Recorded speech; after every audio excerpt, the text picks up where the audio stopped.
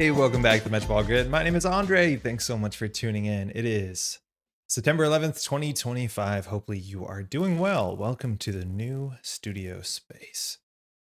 Nanako the cat has just joined for a stream. I think she's since disappeared. She's had a pretty eventful week. Where Scoop? Daria, how's it going? You have a Scoop? Congratulations on the weekend, right? I think you did some top 16ing. You played some HP, didn't you? That makes sense, right? Hey, there's furniture in the room. SRN, how's it going? Yes, the studio space is here. These bars are kind of ugly. There is Damocles's bag of weights above my head that it's meant to give some sort of dramatic tension. But that's apparently just the background now, so we're gonna have to live with that. It's a good Laura. How's it going? I think you realize what night this is. This fair night, we're finally doing some flipping, which is both stressful and good. I feel like it's been a minute since we got to sit down and just like play good Netrunner. So we're gonna play some jnet. Classic. So hopefully it's well. Maybe you misspelled flop and he's more mirror morph. Salty, how's it going? I've only got to play the mirror morph deck once, and so far it's been like really, really cool. I definitely want to play more of it. It's super unintuitive to me how you're meant to like gain clicks and stuff. Like last stream with Pat, and I want to shout out again, huge shout out to Pat for getting some cool spoilers on the channel. We got some art spoilers if you didn't see last week. Yeah, I think I fixed two things about the stream. I think right at that point, we were getting really warm. So I had this like fan that was off camera. And so I turned the fan so it'd be blowing onto Patrick because Patrick was probably warmer than I was. And you heard it in the microphone, so apologies for that. The rest of the audio wasn't great. I also fixed the autofocus. The autofocus of the camera was like kicking in when I leaned over the table, so that's also fixed too. So I'm looking forward to getting back to do some paper and do a better job as well. Go Hosher, go home. Song is interesting. That one's kind of okay. It has whistling in it. That's fun. That doesn't happen all the time. How's it going, Tom? I like the name. Eric, how you doing? Lucy, hopefully they fix your internet. Hopefully that's not too bad. Earth Station. It's the grid, meet the teacher night, so I'm not sticking around. Enjoy meeting teachers. I don't know if that's stressful or not. I've only done that as the other side, as the kid, and I was like a good kid. So it was never that scary, I don't think. Another 7 hours, no internet. So excited for Dewi. Is the audio kind of crunchy in moments for others? A teeny bit of fuzz. Actually, can you hear that? Can you hear fuzz? I can't hear anything because I don't monitor myself at all. There's a bit of audio crunch. Okay, give me 1 second. 1 second.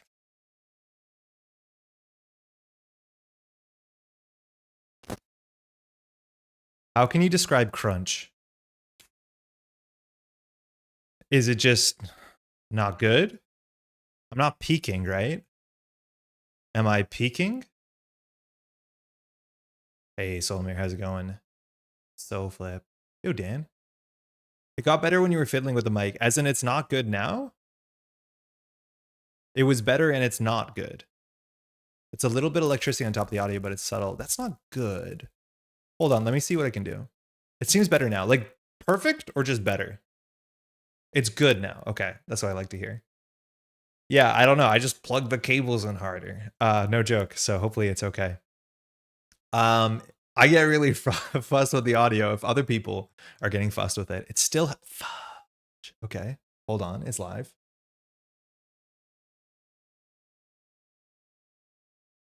Do you maybe? I'm gonna mute the microphone for a bit because I'm gonna unplug it. Hold on.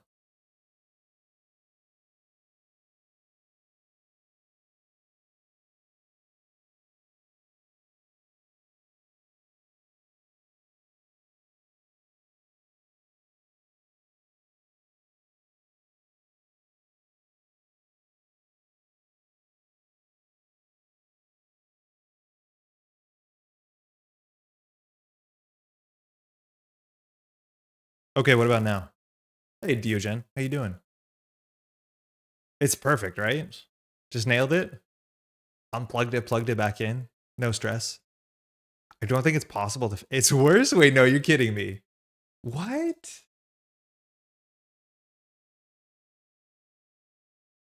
Eric, can you describe it? Why would it be worse?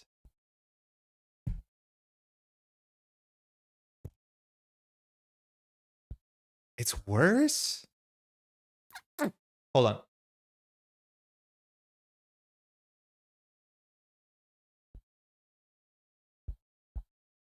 when you talk. Okay, I'm gonna put on monitoring. Oh yeah, I have to turn this off. Give me 1 second.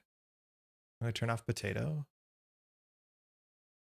And then I'm gonna put on headphones. Then I'm gonna go on advanced audio properties, monitor and output. Hello. The problem is I still can't hear it.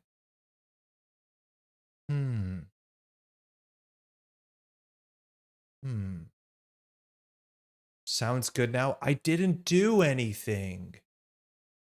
Be louder. Let's go troubleshooting. I'm in the middle of it. How's it going, by the way, Jeff? Tron, how you doing? Congratulations on the weekend. Are we good now? Ah. Be louder. I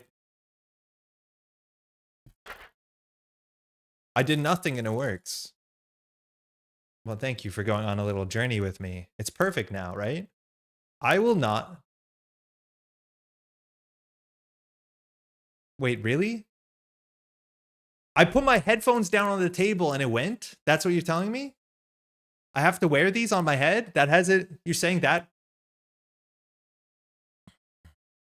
Okay, hold on. You sound normal to me? Hey, cat. I imagine it is related to the cable. I mean, there's not that many moving pieces here.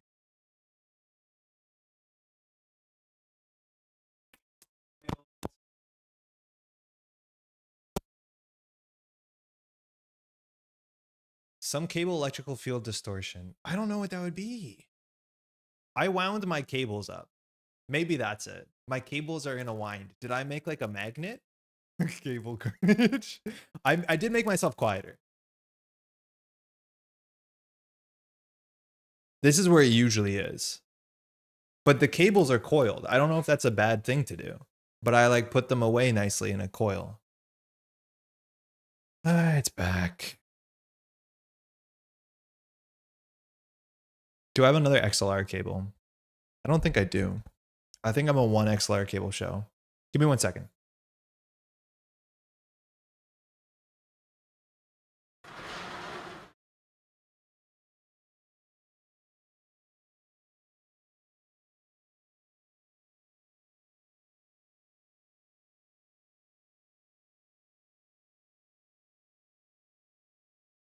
Good news, bad news. Good news, I have another XLR cable. Bad news, it's like this long, which means no shot. Literally no shot. Okay, give me 1 second. I'm gonna unplug the mic. My internet's bad. Yo, Zeal just in time. Give me 1 second. I'm gonna mute this. It can't be wound. Yeah, I'm gonna unwind it. I think that's probably reasonable. Give me 1 second.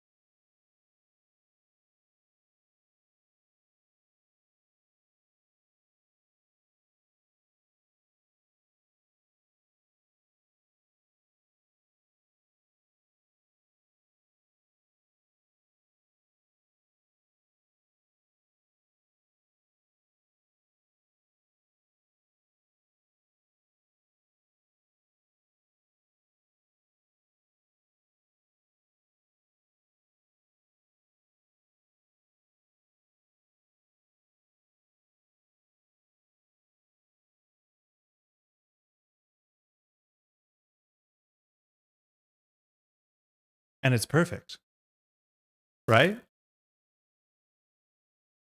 Ta-da! Cable just got all the room in the world.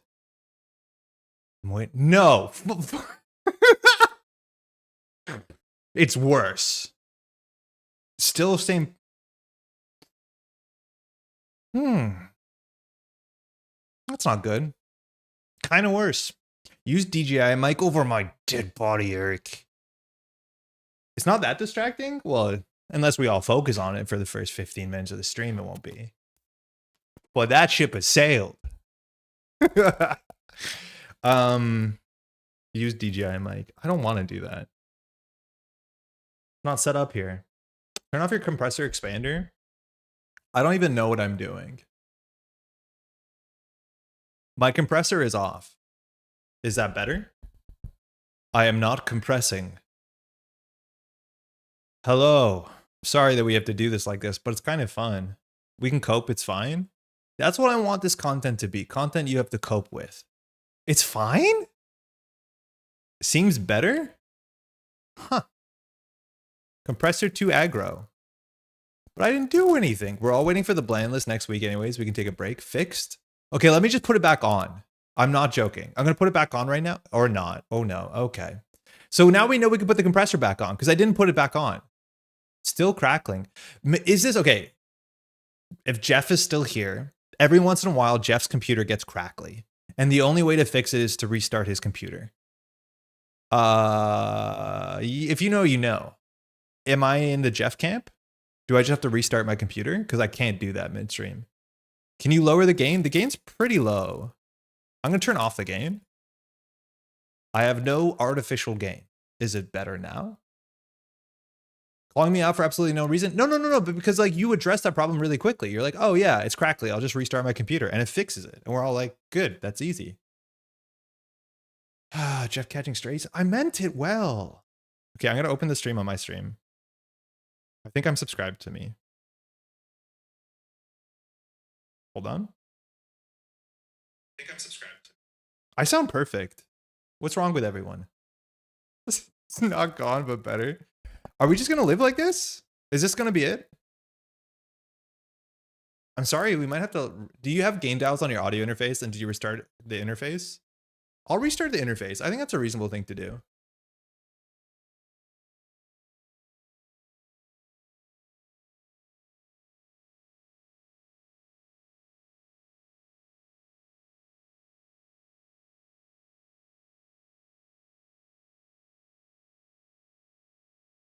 It's powering up. Oh, it's up. No joke. When I went to go get the XLR cable, and now you're going to go back and rewind. I probably shouldn't bring this up. I'm wearing house shorts. So shorts I wouldn't wear outside. There's a huge hole in the butt.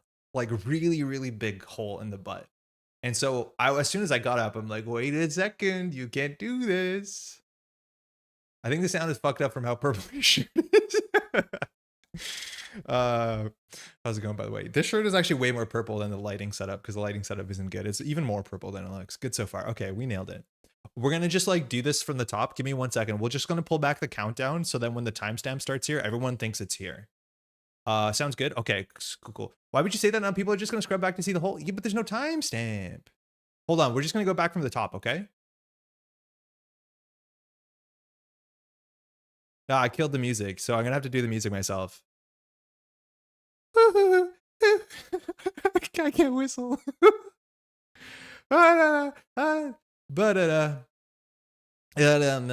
Hey, welcome back to the Metropole Grid. My name is Andre. It's 9/11. How's everyone doing? Internet schedule to fix in 7. Thanks for dropping by, everyone. Hopefully you're doing well and you're wearing pants that make sense. Hey Maddie, welcome to the stream. Bailing out your own bit is too good. Gonna clip that singing? Please do not. I think I'm gonna get like DMCA'd from whoever that song sounds exactly like. How's everyone doing? It's a weird week, right? Are people just like checked out of Netrunner for the next week because there's a ban list coming up? We just finished all the Continentals. Congratulations to all the Continentals winners. If you didn't watch, it was the Americas. I almost said APAC. America's Continentals this last weekend. There was a bunch of players. I don't think it was the biggest one. I think EMEA was the biggest online one. And the final game, wow, one of those players sure played a lot of Netrunner. It was buck wild. I'm super checked in. Great to see you for the first time. Yeah, Kolama, thanks for dropping by, Changeling. Maddie Kitty, how's it going? Welcome to stream. I played Topon this week at Locals and it was a friggin' blast. Eric, I'm sorry, I gotta say it. The workplace I work, we just moved office. And so now my office, be quiet phone, is 2 or 3 floors underneath Patrick's office and also John's office. So we went out for lunch. We went to the Silver Goblin. They mentioned that you dropped by the other day. No joke. And we played some Netrunner, and we played the decks that I have sleeved up. And by sleeved up, I mean a lot of sleeves. It was the 80 card Topon deck. I don't think that deck is that fun. And admittedly, like Pat's playing, tier 1 Leo, but I don't know. It's not sparking joy in me. Installing a card cheaper, taking damage just isn't as fun as I want it to be. Maybe if the deck was more consistent, obviously my own issue, I'd feel it a bit better. But I don't know if I've been liking it that much. I feel like I need to build something more consistent where I feel like I'm like always hitting the steel skin, always hitting the strike fund. Otherwise, just like, I don't care what you're doing. I'm installing something cheaper. It's fine. It's whatever. Whole SBT doesn't count. You don't count. We were just playing illegal decks next locals for fun and profit to try and predict the ban list. Oh, everyone's like calling their own shot and seeing if they'll line up. Silk Song is out, so I only play that now. Yo, what up, floating? I probably should do that. I bounced off of the other one, the other bug game. I tried it 3 times. It's totally my jam. I love difficult Souls like Metroidvania stuff. I couldn't get into it. I don't know if Silk Song's a better entry point. It's odd. I kind of checked out a con season after the ban list, but I got right back into it with online American cons. Oh, cool. How was your online American cons situation? You rapid slap the hole in your ass pants immediately after getting up. Need to leave that for the Patreon members. I know what the Bud situation. I have it on lock. I triggered Bling like 12 times in a game. Yeah, it feels okay. I don't know. Hey Ren, how's it going? LEO has been really fun to play. Watching Pat play LEO was like an absolute treat. Because like you see how it is. It's like, okay, well, the remote server is cooked. I don't play Pinhole. I can't get in there. So now he has to draw it off of R&D. So if I don't lock R&D, it goes like, he basically, I have it to the point where it's like, I know on this turn, I lose. Because if I run HQ and he has an agenda, he just throws his Brawn at me. It's my last click after I click through the Brawn or whatever horrible idea I do. Mind you, I'm playing Rising Tide and Topon in an 80 card Topon, which is the worst thing you can do unless you play more Fractors, which I'm not. If I played more Fractors, I'd feel good about it. Probably actually would feel pretty good about it. Probably should do that. But anyways, I'm playing 3 Rising Tides and an 80 card Topon, upset at having to break Brawn for 1700 credits. But like you see it, you have this like really clear long view, which is kind of satisfying. Like if I run HQ, you just end the run if there's an agenda in there. Then the next turn, the agenda goes on the remote server. You double advance it. So even if I gourmand your seamless launch, and then the game's only about R&D. Your deck has 7 agendas. Like 4 of them are in our score areas. Like how am I going to win? And it's kind of cool. Like I that feels powerful. But maybe it's just there's a gap between. Also like ScapeNet's the worst. If Dewi can be good, Rio can also. I mean, no. But okay. Silksong is so good so far. I was definitely thinking about streaming Silksong. I'd be down to watch it, Jeff. Hey, Meteor, how's it going? It's been a while since I caught a Metropole per stream. Welcome. We've only been streaming for only about 5 minutes. How you doing? People need to get practice and to get better results at our hit banless release stream game show. Bad or not bad. If you don't like the Hollow Knight, we can't be friends. So, well, it was nice. We had a good run. Silksong is harder, but it doesn't feel like it's recaptured the magic of Hollow Knight in a fresh way. Andre, today we play also Shorts Detour. Yeah, Maddie, I want to play some Netrunner tonight. We're getting to it for sure. That said, I beat the game and there's like 40% of the game I still haven't seen. Already, Silksong. It's been out for what, a week, I think? Hollow Knight did not feel good to me until I got a wall jump. That's what I'm imagining Sisig. Like, I think there's a point where it all clicks. I felt like I was backtracking so much and like the movement wasn't that cool. One of the bosses was cool, like the boss with the 3 people in the arena or whatever. Like that took me a while to do. It was fun. I spent 2 hours farming rosaries earlier today though, because I decided to get enough that I can check out the economy of the game entirely. I think that's Silksong. I won my first 4 games after not playing a month, then immediately lost the next 5 games. It only gets harder, which is like the fun thing, unless you're losing. Then it gets easier. It was fun. Banner's low-key fine, TBH. I would play Banner. I would consider playing Banner for sure. That's kind of just how it goes. I feel like the Topana deck I built just didn't have the good ratios. It missed pressure. Like I think I need to play Stargate. But the biggest problem with that deck is like MU is an issue because you want to play Bling, but then there's no neutral MU cards you want to play really. And then like you're not spending influence on DZ, I don't think. But if you're playing Bling, that's all your MU. So you probably should be playing multiple consoles just so you find one, but that means you'll probably play Keiko, and maybe that's okay too. The other thing that I found out that was really weird is like card draw is kind of useless in the mid to late game, right? Like if all I needed is money, if I played price, it wasn't useful the way that I built the deck. And that's also an issue on my part. So I don't know, it's fine. Silksong loads you with a movement tech much faster, which I appreciate. Oh, you went to Mantis Village first. That's a mistake. Then I'm misremembering. I don't know. It wasn't like right away. I think it was like the second or third boss, but it was fun. It was really fun. How many games did you win yesterday, Daria? Oh, okay. We're getting into a fight. Let's play this list. This is Jonas's list. Big Unit 3000. 1 EMA cons, massive online cons with this op deck. I really like the GIF here, and my reaction when everything around me is being sacrificed for 3 credits. This list is cool. I think the write-up, Big Unit specifically saying like I cut all the weird cards that I didn't know how to use too well, like Reduced Service, which is seeing unironic play modernly, which is kind of cool. We had that one where you go to the dentist office and it's not the dentist office. That card also, Front Company, was in this list before, the Tuna-based damage ops. There's also like the next online cons was won by a scoring op, and it's not maybe too hard to tell which version you're playing against after turn 2. That one's a bit more explosive. I think, again, if you watch the cons finals, it's literally illegal. The amount of like, oh my God, watch the finals. It's absurd. It's like turn 3 and there's like 1,700 cards installed. He's drawn everything. It's just the wildest matchup. It is like the highest of high rolls. And like, no disrespect, it's very, very good player doing it, and that just happens. I don't think you need that high roll all the time, but it was just disgusting. This one's a bit more, I would say, drawn out usually. Like you need to build these weird forks where you take cards out of hand, you damage, and there's multiple must trash assets. If you get that hostile architecture up, they always have to watch out for a 3 damage burst when FUT comes out of nowhere when you score out fast events in Azyef, because Azyef produces this. It's really cool. And then in the mid to late game, at all points, they have to watch out for measured response. I think we saw some really good games over like Continental season. I think Kolava was playing a really cool version of this too, where like extract into double measured is just a really big fork.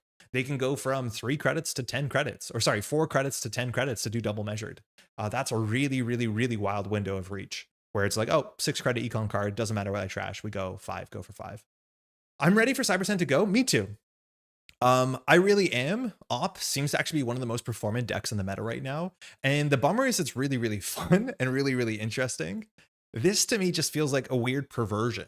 Or like when this card came out, it was at no point in time meant to be an instant tutor for like a 1 cost must trash asset. Whether it's the humanoid on turn 1 that you have to trash for 4 credits, or you can't even run it because you ran last click and they just move it to another server. I think you can do that.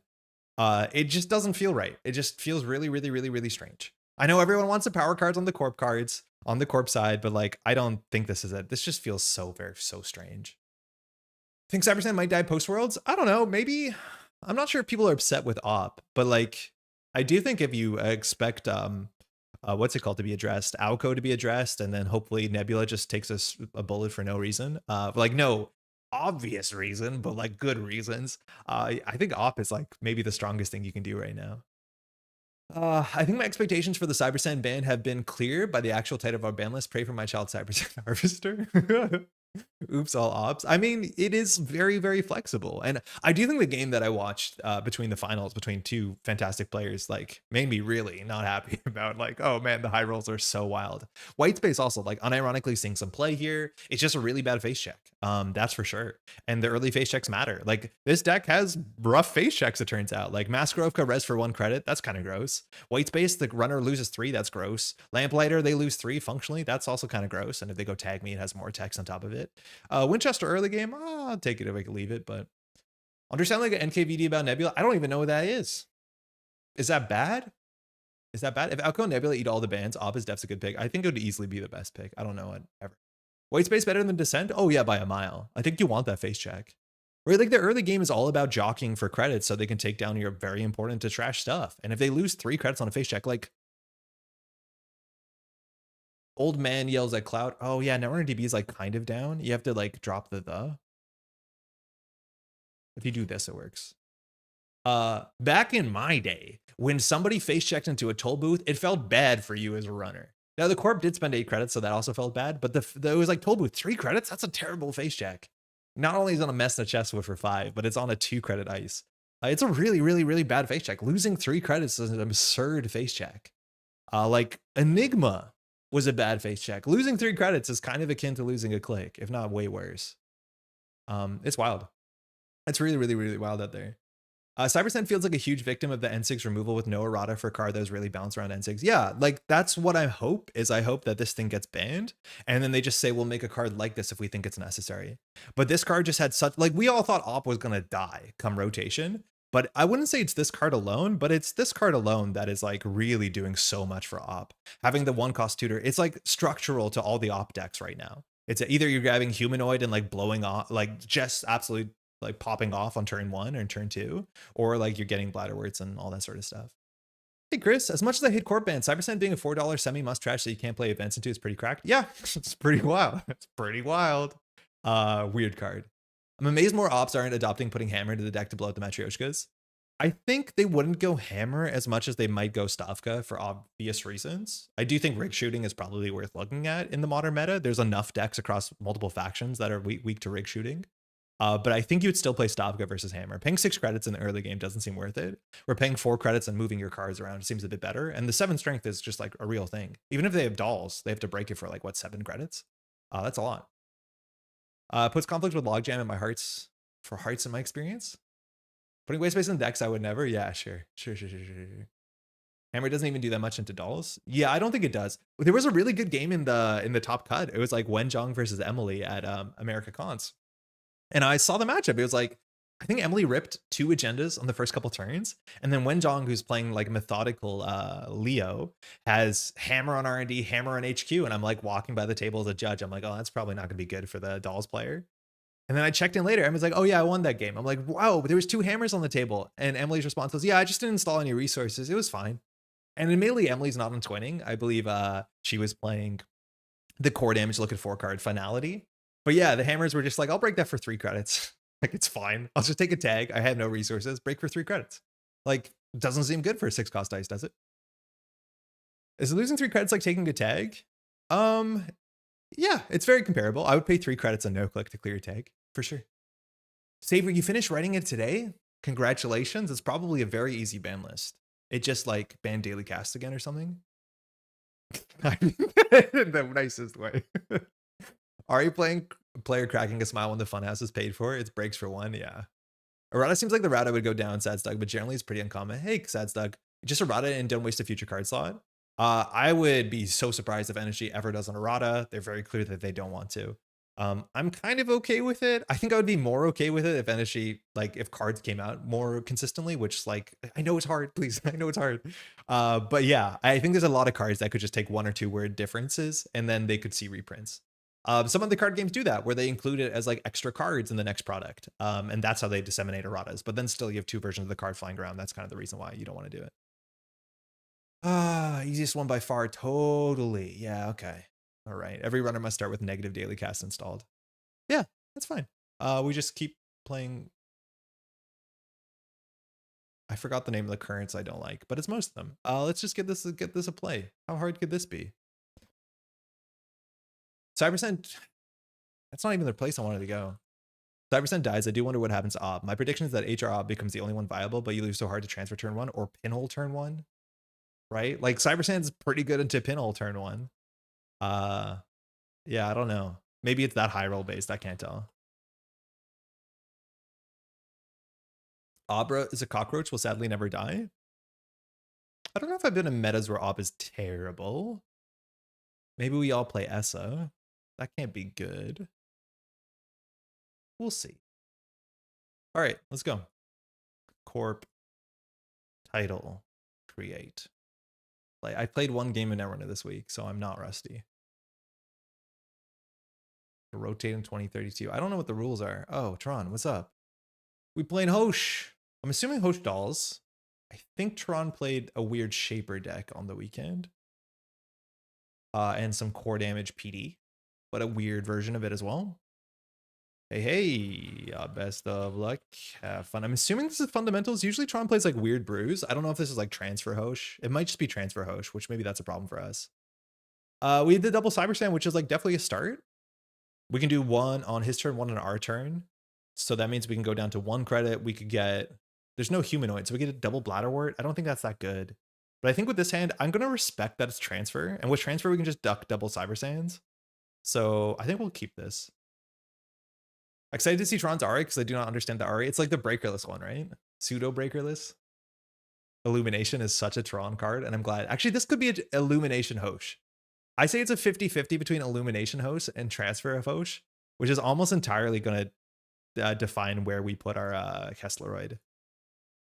So the question is, are you Transfer or Illumination? It's like such a Tron coded deck. We'll see if he has anything to say for himself. Because like I need to ice up centrals here for some reason. These look like wall to walls if you don't ice them up, I guess. Yeah, I think strong money and Illumination's good. No comment. That makes, or neither. Uh-oh. That makes me suspicious. I'm going to go R&D. Yeah, I'm going to not get blown out by Illumination. My call is Illumination. Swear if we get transferred. Oh. Cool. We can trash this to move it. I think we're okay if Tron spends 4 on this. Okay, this one can't trash because we can just move it. He knows the top. So he's probably on Chesva Prognostic Hosh, is my guess. Maybe Bling? So this is on Tron's turn. It probably won't matter. So we can get any one coster. I'm going to go for the Bladderwort. Wall-to-wall might be better. We hit a Leech, that's good. We have a Winchester, which like the Kessleroid on the Bladderwort would be way better, that's for sure. This has some teeth, not a lot of teeth. We would like a cheap ice. So I guess we install Wage Workers, Winchester, this. This is where like the ice placement's really bad, obviously. We might get a face check here. I'm not sure if we love the Winchester on the remote server. We definitely don't. Prog for Gachapon. Okay, this looks like good stuff.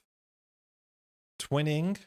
We got a Mystic. That comes in now with a credit at the start of turn because this is on our turn. This will shuffle the deck. It looks like there's no nonsense here, right? Like a Dory. Okay, that makes sense. We're playing all the companions, I guess. Second one goes. Gourmand. We have a Fermenter if we want money. We're down to 1 hand size. But we have double Gourmand, a Buzzsaw. We're going for the Fermenter. So it looks like just good stuff. So I think this is just like value Hosh with Prognostic. And it looks like probably a lot of smaller programs. So like full Leech playset, Gourmand playset. Yeah, 20 Gourmands is probably accurate. I could see this list being on Simulchip too. Maybe it's not on Chesva because I think you have an MU issue. This can go. We actually could consider rezzing this. It might have been correct to res this. Yeah, so we can duck Bladderwort. That's maybe on me. I think it might have been right to go down to 2. But if we're on 2, like maybe Tron's scared to face check into a thing. Into, what's it called? Into white space. Bummer.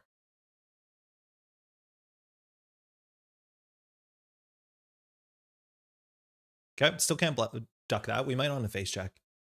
I don't know if it's Bling. Bling and companions don't work out that well. We've seen no cost reducers.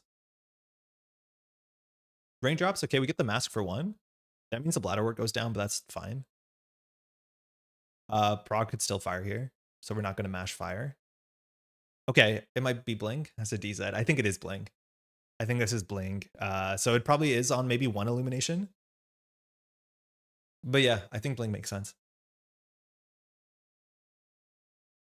Okay, so we lose the Bladderwort. That's fine. We would love this to have. Could have been a cheaper res. If that was like a 2-cost res, like a Kessleroid or white space, I think white space, he would still go through. I think he had the cash. Stall. Again, this does 3 damage, 4 damage, draw. I mean, we could push this. I think we want to just push the Bladderwort. The thing is, if we do install credit, we're down to 4. We res it, we go into the 3. Yeah, that's fine. We could always consider like throwing this above the layout if we see like a, what's it called? The twinning. Ideally, we have a Spin Doctor. Okay, we're going to run HQ. Oh, Rising Tide. Okay, nice. So we're going to break this for 4 probably. Sometimes you want to give money because of Bladderwort, which is really funny, but we're breaking all of this. We're gourmanding. Gachapon's Prognostic made me think Bling. One of the troubles I had playing a Bling deck in Elevation Release is you typically have 1 to 2 clicks playing the Bling cards unless you're hosting on the corpse turn. I think you're totally right that this is Bling. Oh, this is a good res. We're bankrupt, but this trashes Fair bit. He technically can trace through a bit of it. This bankrupts us, which is not good. I think we res this. Hold on, if we don't res it, he trashes this, it goes down to 0. Gets 3 from raindrops. If we res it, we have it. I had to step away for a moment. Are you playing the deck list of the week all stream? No, we're just going to start here, and then we're going to play some Dewi. Fire all. Okay, so the first one, this doesn't end the run because it's not an HQ. So trace 4 for a program. If you want to protect this Rising Tide, he can. It's probably not a huge priority. Now it's 3 more credits to protect a hardware, or 2 more credits because of Link. So do you do the DZ or the prognostic? I think because it's Blink, we do the DZ.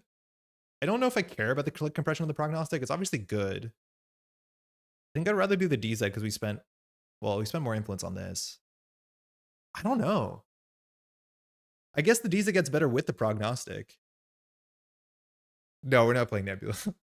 I'll do the prognostic. That's a bit more impactful, probably.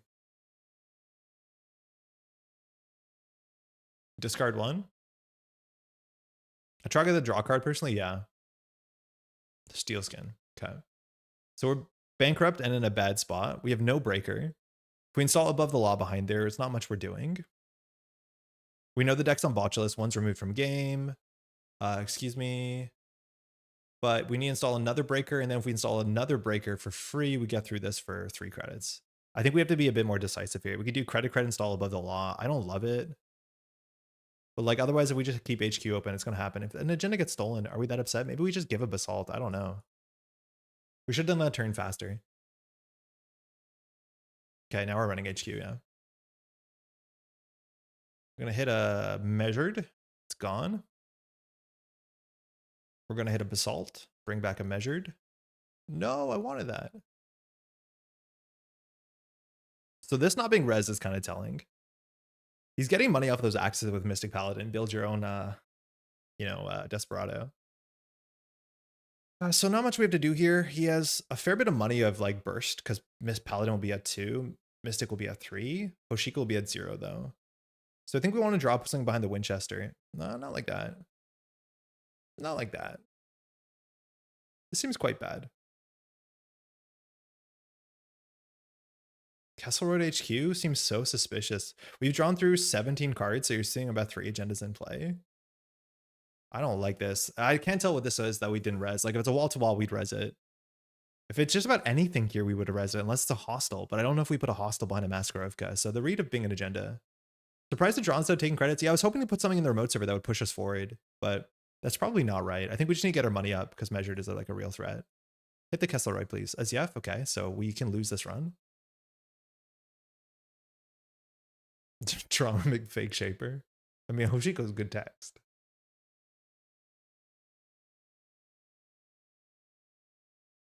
We're in a bad spot. We're 1 axis from losing.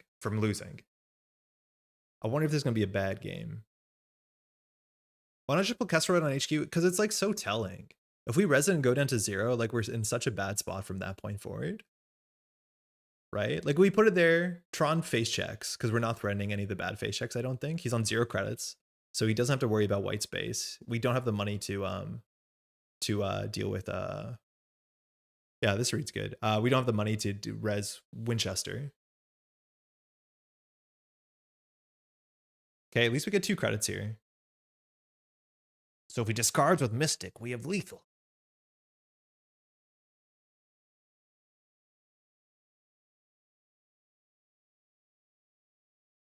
Discard to Mystic. Discard a card. Damn it. Okay. So what can we get here that actually helps? Extracting the Maskarovka is what makes sense. I don't know what 2 costs we have in the deck. Like maybe a Cyber Sand. We could get an Ice for HQ. That might be a start. I think we will start there. I don't have a good idea what's in the list that we can get. Lamplight or White Space and Cyber Sand.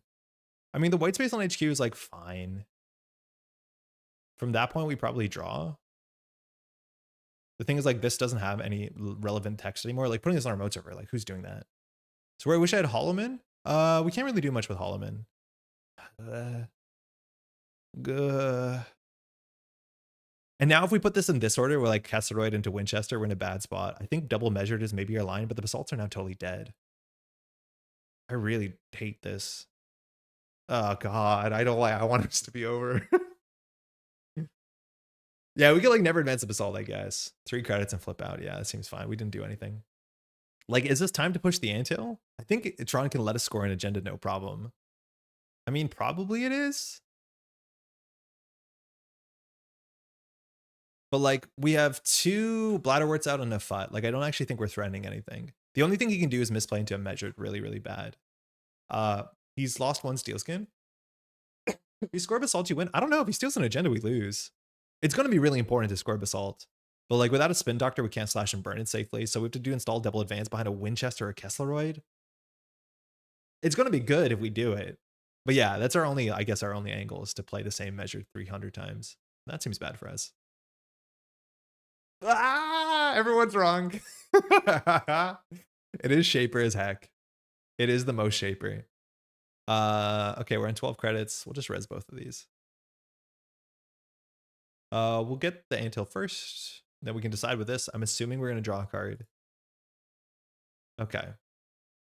So we can extract the wall-to-wall for Spin Doctor. That might be okay. But the pressure's here on R&D. I think we're going to start twinning that. I think we need to make a remote server. So we could do like Kessleroid, White Space, Basalt. I don't know if that's good enough, but he doesn't have any money and that much reach. So we could do Kessleroid, White Space, Basalt. And then next turn, double advance, install something. This will become a 2-coster, but that's not super relevant. I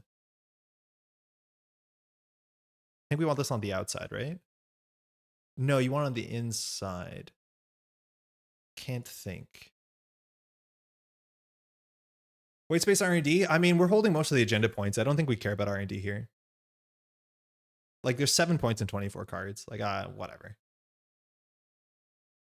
I think we need 2 whites to have a scoring remote shot. We're just building. So this is only an ice, right? Yeah. So we need to do this if we want to have wall-to-wall threat. Or hearts and minds threat, excuse me. So we'll anthill first. We get a 2-coster. Light Blader, Chambershand, White Space. So I think we'll do the White Space on R&D now. I think we want to place advancement so we have a chance at a cheeky play with hearts and minds, I think. Oh, it can do everything. Oh my god. I totally forgot about that the order matters. Not Cyber Sand to threaten hearts? Oh, that would have been better, yeah. Yeah, that's actually the line that we should have done, is to get it. Because I was like, we're going to threaten hearts and minds, and I didn't realize like that we weren't able to do that. So we could always get rid of the white space. Yeah, I think you're right that we probably should have. I think we're just going to do double advance. The hearts and minds would have been like the good play if we got the Cyber Sand there. And I hope that we would just draw an ice. Because I think he's going to botch us a single ice and go through it. Which luckily this one doesn't do it that well. So I think we just do double advance. The hostile doesn't seem super relevant. In fact, none of our hands seems relevant. I think we'll just do the Spindo. I think I'm okay getting rid of this. I don't think he's going to run archives anytime soon. Yeah, maybe that's fine. Dewi's amazing. I took it to our local meetup as a blast. I've not done so much kickflipping. Dewi is like just a ton of fun. Just the most fun. It might have been responsible even to empty HQ fully.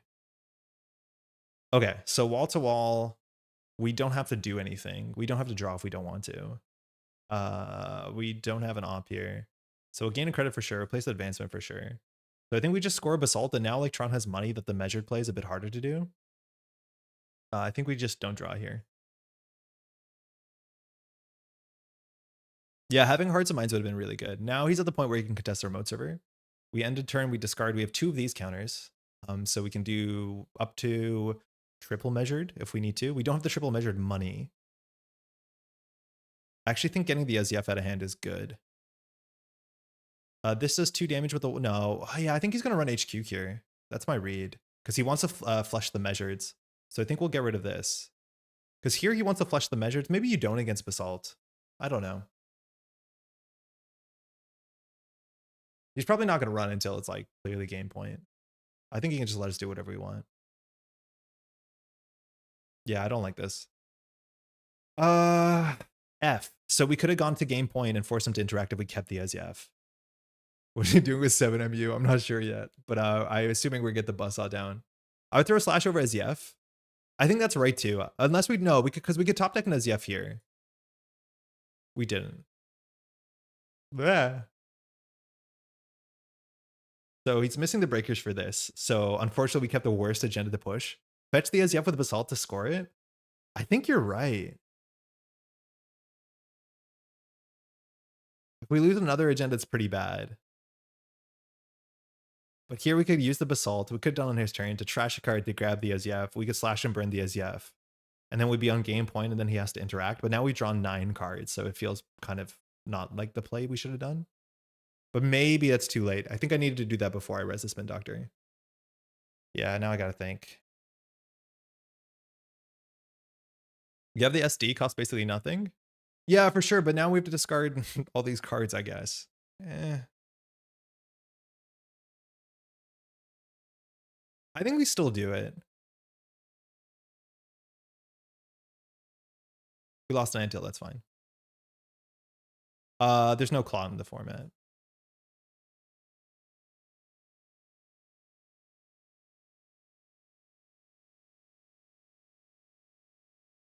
Right. This is the fun part. So now HQ is wide open. We could trash the white space to get a 1-coster. Hearts and Minds have to be not iced up, right?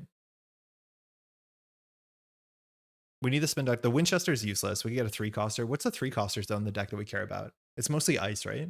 There's no 3-cost assets in the game, really. I don't care about Antil. Get an ice on HQ. I think we could sell that we have ice in HQ. Winchester does nothing. Yeah, it does nothing. Maybe we should just sell that we need ice HQ, because I don't think we do. But maybe it makes it look like we're flooded, and I kind of like that.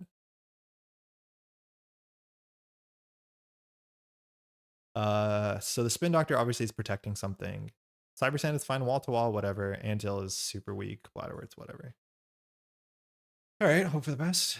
We can jump up to 16, but then we can only double measured. So here we can do triple measured if we had the money. Tron has money. Yeah, well, we have to deal with that. So no choices here. I think he's just trying to money through the white space. It does protect the slash. You want to pick up a not spin? Yeah, actually, maybe we should have basalted the slash. You're right, and not spun it back and like had a panic spin on the other card. You're right. I think shuffling 2 back was bad. Because the read is maybe Tron can't deal with it this turn, that we could have actually grabbed the slash and top deck the win. Because we have 1 SEF we can win off of. Because that's the only other 3-2 in the list. Maybe that was the line. Our lines are really narrow. That we probably should have grabbed it back. I like that line. There's only 1 SEF, yeah. It's like, but like, what are we going to do here? We're drawing 2 cards a turn with wall to wall. It's the best we have. Well, we were. Using Taka for fun. All right, so we can force some measured. Yeah, it's 4-3-2s. But now we're like, it's like, what, are we playing ScapeNet or what? We're in a bad spot. We could do Cyber Sand, Hostile, just for lulz. This is broken for 3 credits. This is unbreakable. We also could have asked for action, because in theory, you could prognostic to draw with Lilypad for the SEF. So we should have asked for action before we did our last advancement, because there is a window to draw there if you want to. That's probably rude on our part. 18 credits. Yeah, I think I'd probably measure then extract the Cyber Sand. I think we might as well trade 8 credits. Wonder if he gives us the hand here. Yeah, I don't mind that. I don't think we have any other 1-costers though. I'll try it. I think we're definitely gonna put something in the remote server for bait. Let's see what he does here. Lost the hand, okay. So the next one he plays, we bankrupt, but he goes down to 10, which is not big. I think here we just like, I don't know. I think what's left in our deck? Like, I think we have to jam behind this for sure, but we need money to be able to res this stuff and still play the game. So I think we extract the HQ white space and then just put a Cyber Sand in server 7. I think that's my read. Like, I just need to push the game on. Summon Angelique. It'd be so easy. Yeah, you go, little buddy. That probably was better in the deck than anywhere else. No Fueno so far. How do you just not lose to R&D run next turn? Castleroid. We know he doesn't have access to his Fractor. But like, what can we do about it? We can't make it not happen. So we have to make a fork, right?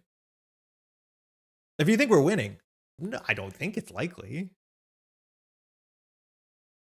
But in theory, he has to trash the Hearts of Mine to run the remote. Okay, that's still good.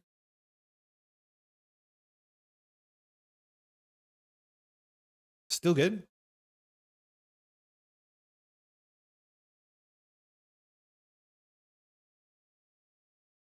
Stupid toll booth doesn't work.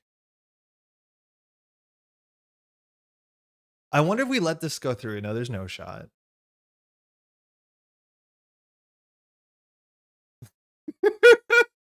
It's Cybersen off the top rope. Reza Cybersen, I don't want to because I think he's going to run this. Like the 2 credits off of this, I think I'd rather have him think that we win here. Let alone, yeah. Because as soon as we res this, he doesn't have to run this. If he this whiffs, he has to run this or that. Probably server 7. Okay, so the prognostic hit. We lose here for sure. Unless we don't. So we can shuffle. We can Cybersen shuffle. But now he has to run the remote server. Or Hearts and Minds. But again, Hearts and Minds only matters. Oh yeah, if it's a 5-3, it matters.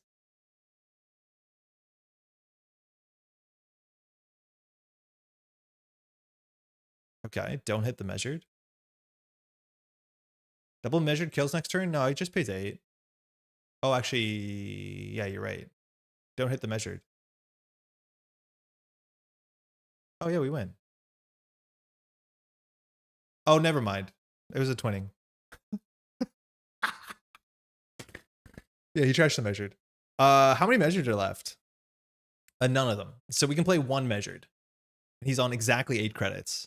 So credit perfect. What does this Cybersen get us? The server is not the worst. What does this give us? Anything wall to wall? I think all of them are out. Yeah, all wall to walls are out. You think you want my Cybersen to shuffle? I think we do want Cybersen to shuffle, but if we shuffle, like, what are we doing with it? I think we're just shuffling for the sake of game state. We draw an agenda basalt for an agenda? Sorry? It gets powers? I don't think that's in this list. Okay, we shuffled. Escape Net goes into every corp list. I hate the world we live in sometimes. Classic. Oh, we have Sphees or FUT. They're all in archives. Twinning down to 2 counters, 8 credits. We need to find a spin doctor. I guess we install Sphe. Install hostile architecture. Sphe means we can get a spin doctor fast speed, which is maybe a line. Yeah, Sphe is spin doctor. I think we put Sphe in server 7 and then just put a hostile on the table. Does the Masqueropica matter? It's broken for 3 credits. That kind of matters. Yeah, Sphe gets spin. For sure, we're getting spin here. That's our way out. Is that we draw into exactly as Yef Slash, which would be like kind of cool. So maybe we mask R&D, we go down to 6, it gets rezzed. Yeah, I can work with that. How much money do we need? 5 credits, right?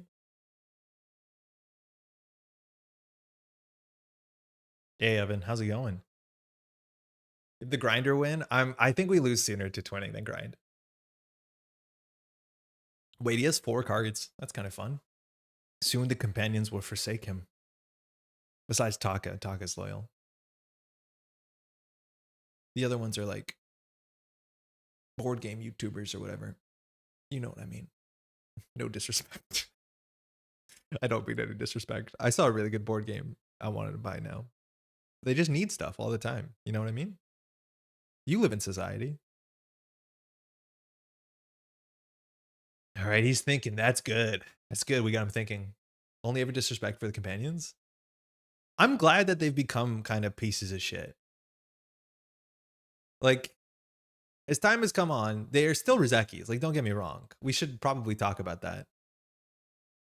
Board game YouTuber says the man streaming network. This is a children's card game, and it's very affordable. What game? The one that Efka just talked about. It looks very pretty. It's like the West King's Crown or something. I don't even know the name of it. We live in a society. So this is not because I just have so much money to spend on Steam games, but I do family share, and my brother does. So I just log into Steam, and there's like a demo that I've downloaded, or more likely, my brother has just picked up some indie title, and so I boot it because that's how Steam family share works. So I'm playing all these new games that I don't know of.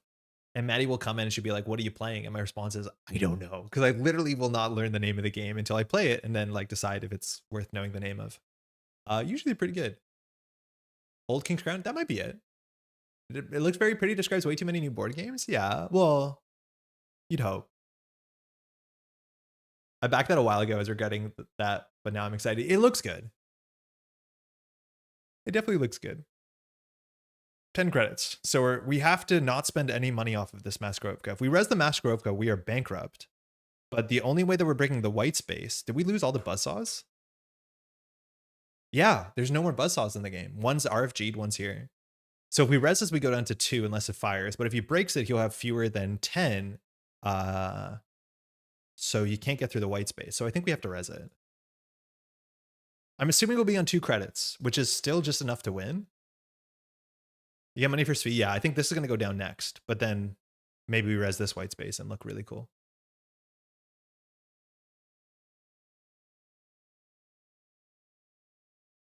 Not having a way to break white space is actually really interesting. What a treat. I know how I lose.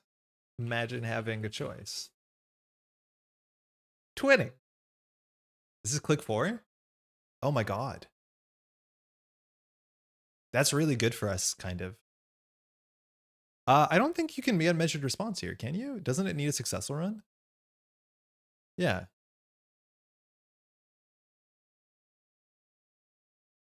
Oh, with Leech. Ooh, I saw Taka. I didn't see Leech. So we 100% lose to this, right? There's a lot of agendas in the deck. And we've opt a lot. Toll booth. So we're down to 6 credits. So we lose unless we win. Chat, you feeling good? What are your odds? Any takers that we survive this? Any takers? Maybe rip one of Basalt off the top. It's totally random. Taking a random card off the top of the deck has no impact on us winning or losing. It's just a random card. It feels good, but it's straight up just a random card. Not a believer. Sorry, Ultra, you come in just to say that? Okay. But you'll get to see it. Xana, how's it going? Welcome to the stream. You're right, I get to see it. That's kind of cooler. If it is an agenda, we feel really, really smart. Okay? If it's an agenda, it might save you. Yeah, but it's as likely to not be an agenda. Like, if we take out a non-agenda, then we lose. It's just a random card, is all I'm saying. It literally has no impact on the results. My friend just taught me how to play. I take it that you've kind of enjoyed it so far. I'm just gonna, I know there's no maths here, but I'm gonna Basalt Rip. He sees 3 cards, Matt's on our side. No, for sure not. I think it's very likely. Yeah. Yeah, so just so we're clear, taking a card off the top has no implication. It's the same as taking a card off the bottom. It's just taking a random card out of the stack. It's the same odds at the end of the day. You're basically saying you access card 2 versus card 1. They're equally likely to be agendas. But, fuck. It would have been better if we left it, turns out. It's just random. We would have lost anyways. What's card 3? What's card 3? Tell me card 3. Lilybed wasn't one of the options. I am excited because we did not play that efficiently and it was still kind of close, which makes you want to play more op, which is really, really cool. I like the look of HB Poetry and have fun playing Rio. Oh, very cool. I assume you're playing like core format, right? Like Gateway plus Elevation. It was card 2, yeah. So everyone was wrong. The middle one, so it didn't matter at all. What was 3? Oh, man, we almost got through it. We had 2 cards on the bottom 3. Nearly got through it.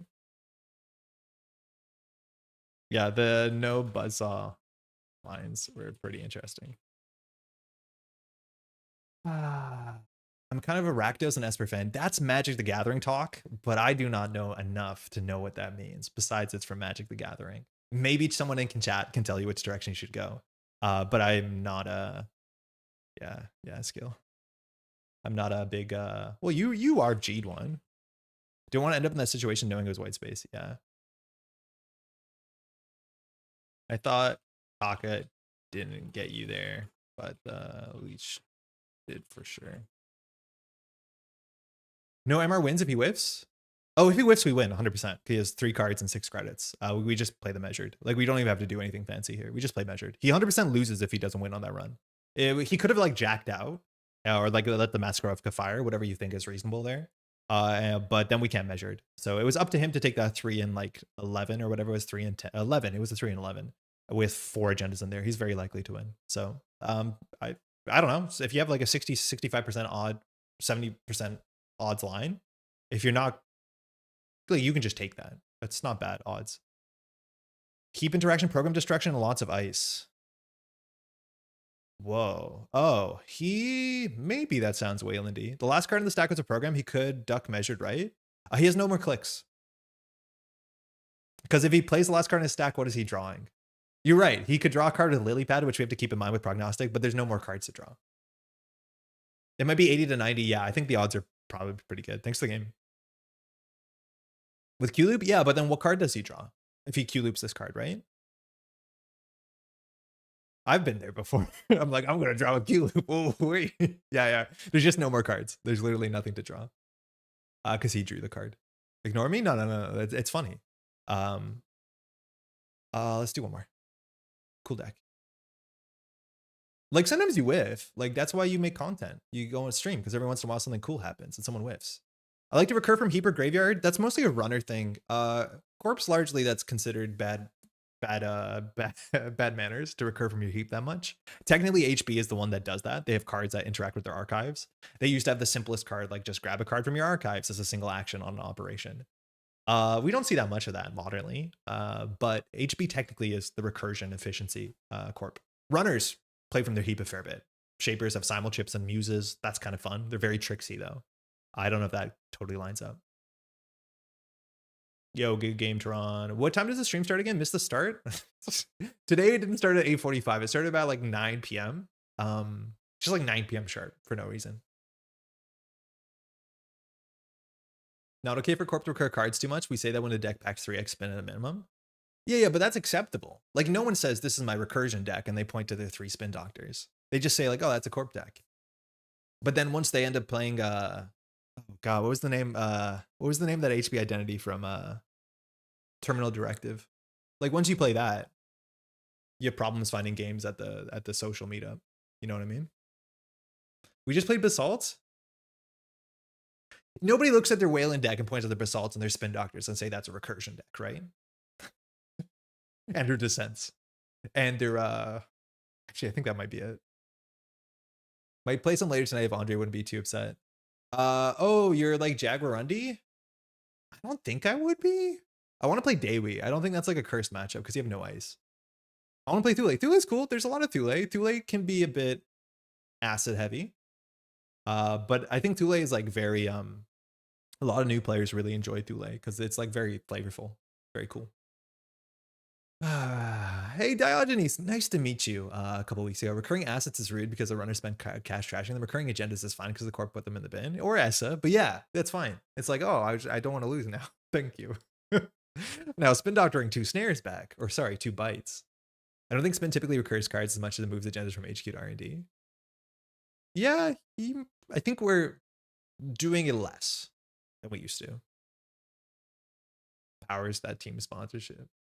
I haven't gotten to play as a corp yet. Oh, you're missing out the most fun side. That's the fun side, if you ask me. I think some players, there's like, everybody plays both sides because if you go to a thing, generally that's going to happen. But some players definitely like one side more than the other. I'm definitely more of a corp player. Hey, Sarah, she got a deck. Spinning back bites is goated. When they Jackson Howard back 3 snares, that's how you know you're playing Jinteki. Seder Laboratories, that's it. Cider, Destiny Defiant. Nice to meet you too. Yeah. Hey, glad you made the trip up. I know it's a bit of a trip. Hey, how's it going? Did they DC in lobby? Or are they just like building a deck? I'm not even a Netrunner player. I'm an RE player and I play Corp, so I can legally bring RE to events. It's like your little sidecar deck. Some people go out just to be able to play Personal Evolution, and then they're like, yeah, they have their silhouette deck. so they can beat their personal evolution deck. All right, chat, I'm going to duck out of this one and not feel bad about it. I feel like we were pleasant, and unfortunately, the social infrastructure has crumbled beneath our feet. We will begin again. I'm not even a Netrunner player, I'm just a medium where I get to flip Dewi. I think, Laura, you play a bunch of cool decks. I think most of the stuff that you played, that sounds bad. I think the stuff that you're known to play is cool. I don't know if things that you play that you're known for that are not cool. Best of luck. Hey, good luck with that. Let's go. Okay, Arasana, I'm assuming doesn't have breakers. That should be fine. Hey, Antoine, how's it going? Congratulations again on a fantastic run at Cons. I'm glad you got to represent Montreal. Could not ask for a better representative. I mean, probably not. Yeah, okay, cool. We're sincerely been blown away by the reception of my first goes to deck building. I mean, like, you're doing the things that people want people to do, and then you're doing them well and with style, and everyone's really happy about it. So you're playing well, and you're playing cool stuff. Which, like, honestly, for someone who makes content, that's super invigorating. I am surrounded by really nice people who just want to play Sable and Leo all the time, and Asa, or not Asa, and Alco. Hey, best of luck, have fun. And sometimes I just need some weirdness to feel good about it. I have a hard time finding fun in Runner lately, so I just play good stuff Sable to win, and the Corp side is where I play funny stuff. I think there's some weird Runner stuff. I do think everyone's like a bit struggling with the fact that the meta is a bit small, it feels like, but there are weird Runner decks, that's for sure. It's just the good stuff feels really good, and the Corp decks are like kind of explosive. I don't know. I feel like the Corp decks right now have like weird angles where they attack you really, really unfairly, but the average card level power, I don't know. Been sick lately, so I haven't been able to go to the weekly meetups, face red droopy eyes. Hey, you and I both. Hopefully we'll see you at the next one. Oh, Lucille's definitely playing. Oh man, this is the Illumination deck, and we didn't ice up R&D. Pretty overrunning into a field of 90% prison decks. Maybe jnet's more like that. I don't think competitive play is exactly like that, but there is a lot of like pretty miserable stuff for majority of runner players. Yeah, this could easily be Illumination. Let's go, RE Gaming. Stone Ship? Stone Ship? I mean, okay, I won't try and hurt you. Not. Comp play is also like that? I mean, I think the Alco decks are kind of weird tempo decks. Some of them are like combo kill burst stuff. Okay, we're really not dying today. We'll Cybersand on her turn. Take all hosted credits. That's a little joke we've got going here. I'll go for the Bladderwort. I will res. I don't have to res this yet. I will. No, I don't have to yet. There's a window on my turn. Regardless. What? There's a window. Because start turn isn't start turn. Ah. So I have a wall-to-wall on the table. I thought start turn wasn't start turn, if you know what I mean. I was going to ask you if you wanted to Stone Ship. Do you mind if I wall-to-wall for a card? Yeah, I wanted to ask for a card because I don't want to let this fire right away, because in theory you can Stone Ship draw. It's pretty weird. But I'm definitely going to res this just to get a card because I want to keep Bladderwort credits. I don't want to go over 4. So we'll just draw here. But yeah, no. So start a turn technically doesn't mean exactly what you think it does all the time. Netrunner is weird like that. Thanks. Oh, hey. Oh, hey. Hey, no stress. Oh, that's very kind. Yeah, no, that happens. That's okay. Click Ob ID. Why? Why? I got forked is not prison. Yeah, the decks are really cool at forking. They're not just like grinding you. They're actually presenting threats you have to deal with. It's kind of cool. It's legitimately kind of cool. We could do Lamplighter as YF. I haven't done that in a long time.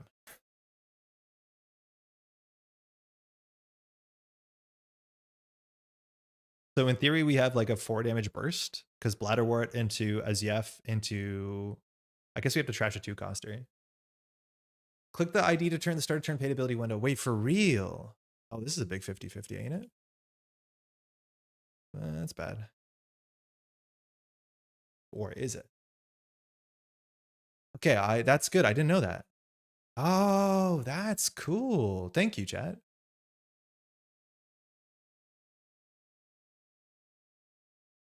Respectfully, what is prison? I only know the term from cold site server MM. Yeah, when your game plan is not, it's like kind of to push the other person out of the game. it is a terminology that is like not kind specifically. Like it basically means like, oh, you're having your own fun while I'm trying to have my own fun. You're trying to like force them out of the game, trying to force them to not interact. Mirror Morph Prison specifically has that where you just can't run anymore, so you can't play the game. But a lot of the prison decks are like, yeah, a lot of assets, grinder damage, whatever people don't like largely. All right, so this goes off. Wall to wall can do its thing. We can Sphere, but we only get a 0 coster. So we can get wall to wall to fire, and then we can get a spin doctor, which we probably just need to refill our hand. We don't have a 2 coster to trash. If we wanted to, with the 2 coster, we could trash and get our foot, which would be okay. I think we just Sphere the wall to wall for tempo. Okay, drawing cards, fine. So if I hit this now, we should have a window here, which is cool. So we got to do the order here. This will happen no matter what. So Bladderwort first for damage. We hit an echelon. That probably isn't that big of an issue. We're going to wall next. I think we're going to draw a card. Then we're going to Sphere the wall to wall. We really want to find a hostile here so that we can duck down to Bladderwort. So if we do this here, we're not going to do something if we score the SEF. That's probably fine. Okay. I'm not going to say that you have to like the meta pass them all. I 100% guess not everyone's cup of tea, but Prison is generally a deck that tries to prevent the runner, allowing the runner to do anything. Yeah. Barring FUT being res in a remote server and then running centrals doesn't make sense, I don't think we're exactly there. But I understand why people would be not super happy about Roots of the Meta for sure. Okay, so we don't have to do anything with this. She's on 7 cards in hand, thinking. I want to res a 2 coster so we can trash it to go get a FUT. So we could do Cyber Sand, Maskarovka, another wall to wall for just like little tempo stuff. We might even just put like a Winchester on R&D so we don't get Illumination, which she's almost definitely on Illumination. Sorry, Lucio. So I think we'll just do this push. I just want to make sure Illumination is not free. It's not a great ice here, but it's something. 2 Cyber Sands is basically a duck. Yeah, if we res 2 Cyber Sands, it's a full duck. Maybe we should have just done Cyber Sand, Winchester. Now she has money though, so she can probably deal with the Harvester. It's more so that I wanted to protect the FUT after, because you can't put the FUT in the ZF server.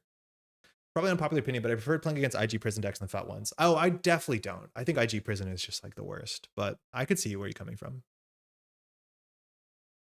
Why are we putting Winchester on HQ servers? It's jazz. It's called jazz. I don't want to get illuminated. It's that simple. Instead Maskarovka? Well, because I need to ice up the FUT, I think, and I need to put ice here. Like, I want to be very clear. The amount that we're putting Winchester not on HQ in the stream is an issue. We should be highlighting it more. This is not how you're meant to be playing the game. Put Winchester on HQ a bit more than we are. Anyways, we're probably going to lose the ZF here. Yeah, we're going to lose the ZF here. Action.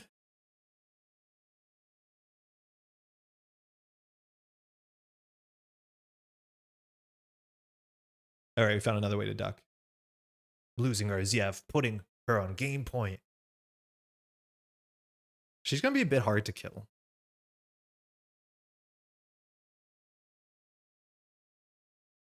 I think it's fine to be suboptimal. Yeah, sometimes you just got to like react. But hey, London. People overrelate Winchester HQ. Putting it elsewhere is good face check. It's a good face check. That is for sure. I don't mind it. I just want to call it out that like our games haven't been going great and we've been putting Winchesters in weird spots. Okay. Oh, we get Op here, which is kind of cool. So the Zep gets stolen. So that means the Lamplighter gets trashed, which means we get a 1 coster from our deck. Have you used Op this turn? No. Unfortunately, it'll be used on the Lamplighter if we want it. Then the Cyber Sand won't grab it. Wait, hold on. 1 sec. I should hold Cryo. Yeah, you're right. We can just save this thing if we wanted to. Yeah, let me do a thing. Are you done with Cryo? Yeah, you're right. We can just crack this to put it on top of that. That's a totally reasonable line. In theory, she has Prio first. We say Axis. And then once she's done with Prio, we have Prio. Yeah. Just don't pass because I accidentally auto passed. Kindly. Yeah, I think that's fine. I think giving the SDF and setting up measured is like probably a bit too soon.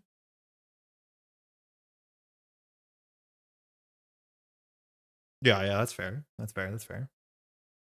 Problem now is my camera, like previews over here, chat is here, so I'm spending a lot of time looking at me instead of looking at the camera. And this new setup, I have to figure this out. Isn't this much nicer? I have no idea what you're saying or what I look like.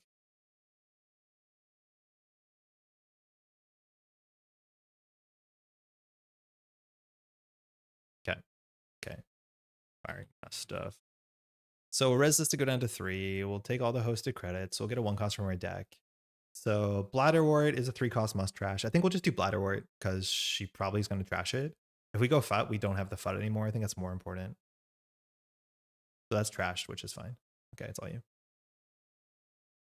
In theory, she can like grab a Gourmand from hand still here during the run with Ari's ability, which hasn't been relevant so far. Okay, good. So she spent 6 credits. That's fine.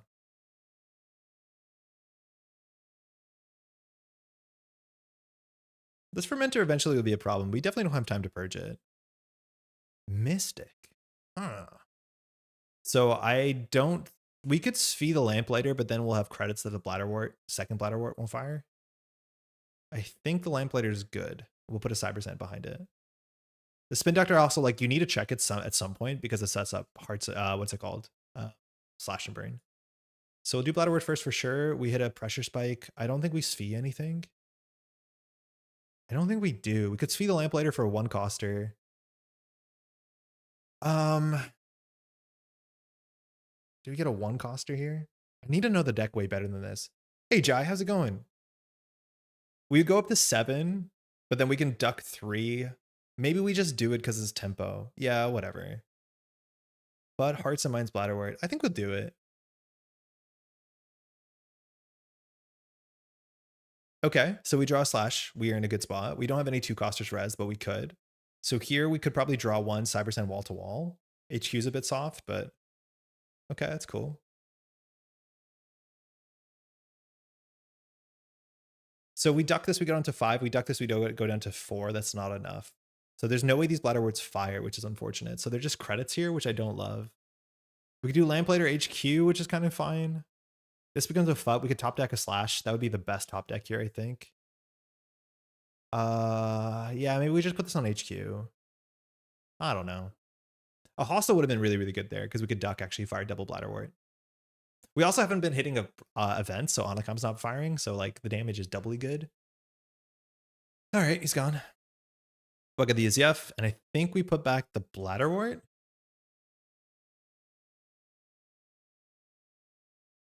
I play so little Ob in the modern meta. Is Lucy attacking face down? What do you mean?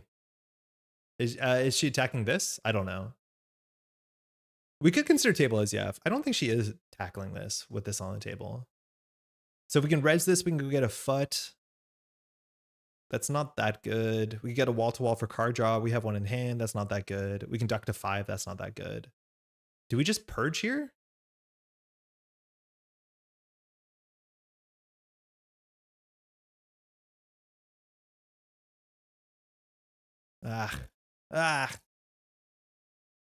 We purge, she's down to 2 credits. Our Bladderworts are not doing anything. Like, maybe we do purge. This is all the money she has. She can, like, sure gamble out of this. She's also playing clean getaways and Into the Depths. I'm okay purging here. I think our board is just, like, ticking along a little.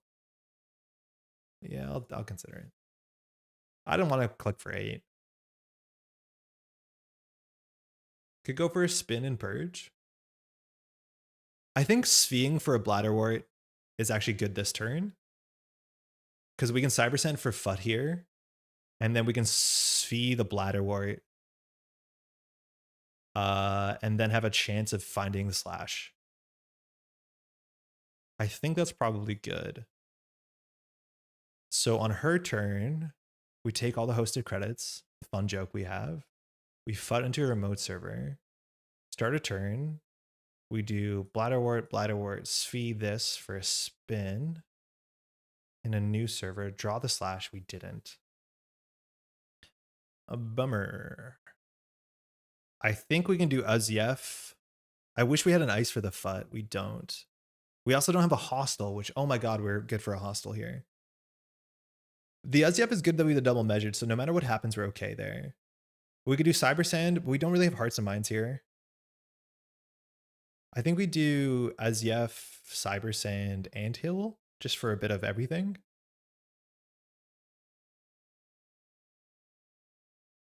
Is wall-to-wall better than Anthill? No, not really. It's just going to be hard to flatline Onicom Stone Chip. But, like, this does damage. She probably trashes this first. I don't know what her win condition is yet. It doesn't seem like an obvious setup for Ushuk. We want draw, right? Yeah, but Anthill draws, right? Like, it's a credit in a draw. Yeah, complexity time. Stone Chip was cracked? That's sick. Okay, butts down. We can always just, like, bring it back immediately with Spin Doctor. And then grab it with Cyber Sand if we want. My wife says you look very square with this camera angle. Square, really? I really have a long face. I feel like I'll use that feedback. I'll work with that. I think it's because I'm normally like camera's a bit higher. Yeah, she popped Stone Chip. Not sure exactly why. That's really good for us. Ari got to be Conduit. Maybe some burner for fun. Still think she's on Illumination. No, dude up. In theory, no. Imagine if we could like Cyber Sand for a 1-coster, trash the 1-coster. It's hip to be square. Yeah, so I'm told. Okay.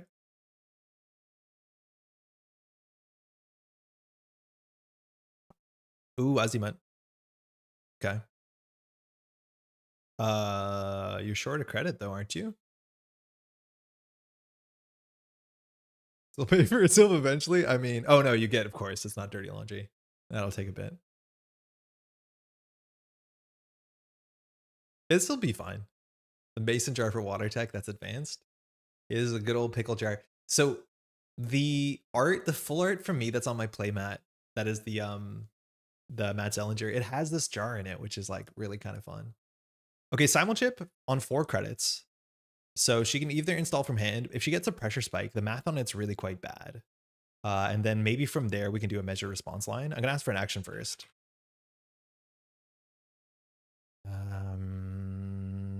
Do you spin here for the FUT?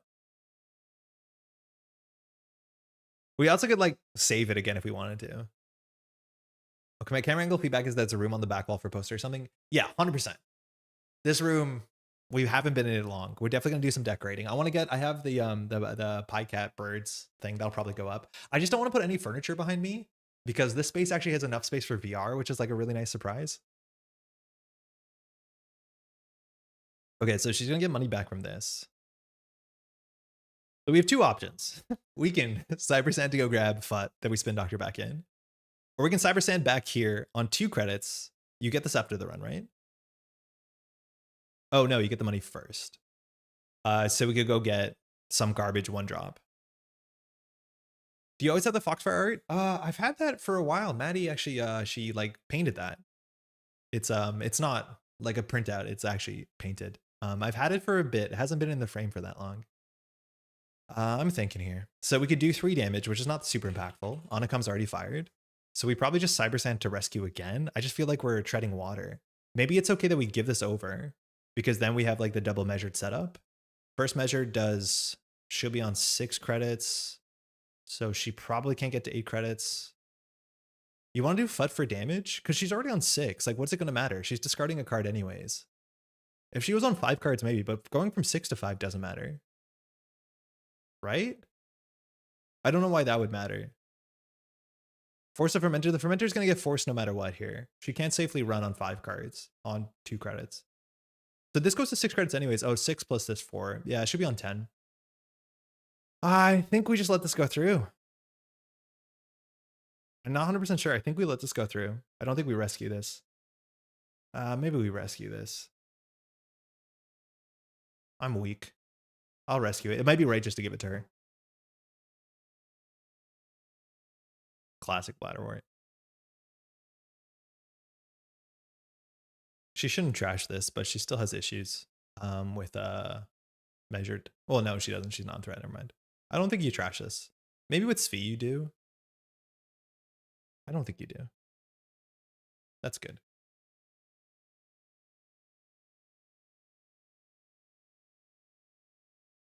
She's on 7. Fine.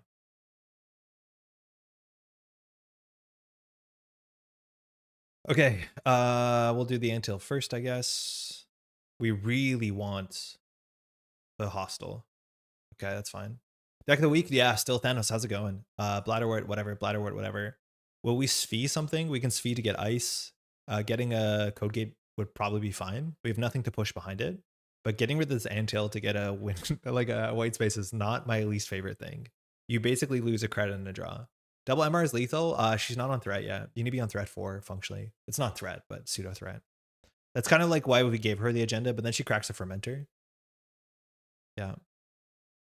I think we'll get rid of this. Get a 2-coster. So we'll go for the white space because we have a Kesselrite to put in front of it. Man, I want an agenda. All right. Draw, double, install. Ugh.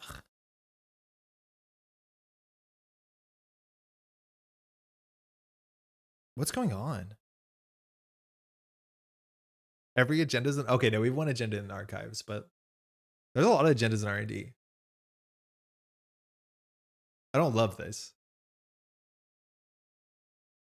Yeah, that guy's going. Okay, that has to come back. I think FUT comes back. How many side sands are out? I think all of them. Yeah, all of them. Beans. Classic Ob, R&D is stuffed. I mean, I feel like I need more reps on this to know like what sort of risks we can take. It might have been totally right to give her the last 2 points there. Because here we're not really forcing anything. 7 agendas in 22. That sounds about right. Okay, that goes down. That's okay. She's spending 2 credits. Is this just a purge angle? Yeah, tell me about it. Is this a purge angle? I don't think it is. I think we just jam behind ice. So we'll do everything to draw cards. We'll start with the antail because it's not optional. Okay. We'll wall to wall for card draw. Okay. Okay. All right, that's fine. So I think we extract this. Then we jam Aziev. We jam Kesselroid. Hopefully there's something good for us here. Kesselroid, Lamplighter, White Space. I don't know what decoder is. It could be Euler. That would be pretty bad for us. So I think we go for the Fractor. We know that she's on Pressure Spike, which is 1 strength. So that's not very taxing. We could do the Lamplighter just to have an op trick. That's probably fine. Get the wage workers down if we wanted to. I think we will. We're going to do Aziev wage workers as our next 2 clicks. We just can't fire wage workers this turn because this we played an operation, right? Yeah. I don't know how valuable wage workers is in this deck. Probably good. Oh, I meant to put the Kessel right there. I didn't. That's fine. We'll see. Yeah, I intended to put the barrier there. That forces a simulchip at a minimum. It also has a face down ice. Yeah, I'd rather put the Kesselroid than the wage workers. Could a wage worker be installed 3 then extracted? No, there was no way of doing that. Yeah, no, you're right. We could have done it. That might have been better. We have 23 credits. At least we can like threaten some measures. But if she steals those, yeah, the last basalt doesn't have text, so we have to like score a basalt on our own. I'm really not good with this deck. I need to play way more of this. This is cool. You have a lot of agency, like an absurd amount of agency for a corp deck.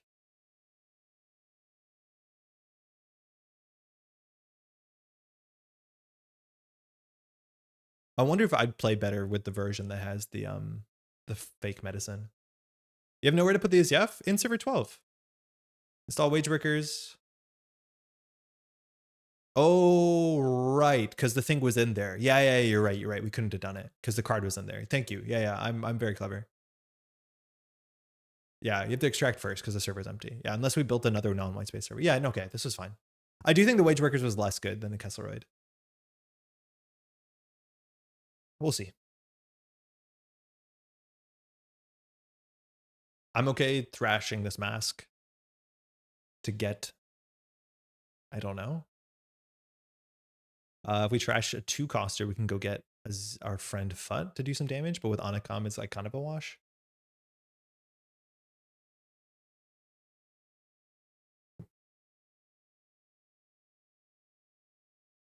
She's thinking. Popped her fermenter, then drew. Oh, her plans. They're in the air. Hasn't decided yet. Does anyone figure out who the guy on Lamplighter is? What lamps he's lighting? It's a really cool art. I don't know who this person is. I also don't even understand the theme on this one, besides I like it. And I definitely have translated that assumedly Latin at some point in my life, and I don't remember what it says. But like, it's a memorable card. You're losing a Lamplighter away, so as you F it, you score? Oh my god, yeah, you're right. Yeah, we can just go get a FUT. I'll be a Lamplight art stand. It's cool. It's really good. Oh, speaking of that, after this game, we'll go through the world's alt arts. You probably have all seen them. We won't spend long, but very cool. It's Charon. I don't know if Charon held a stick like that. Like, the right hand is holding like a tuning fork or something. But I don't know. Did Charon have a lamp? I know Charon has coins. Wolf too. This is an illumination play if we ever heard it. Okay, never mind. There's no wolf involved. This is just pay 6 credits. Our ice is so porous. Does FUT fire when an Azef is stolen? No. Right? I don't think it is. It's understand that it's there when scored because you have to trash as additional.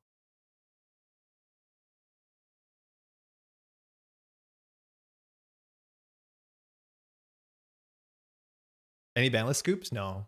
Nothing. Yeah, it's too late.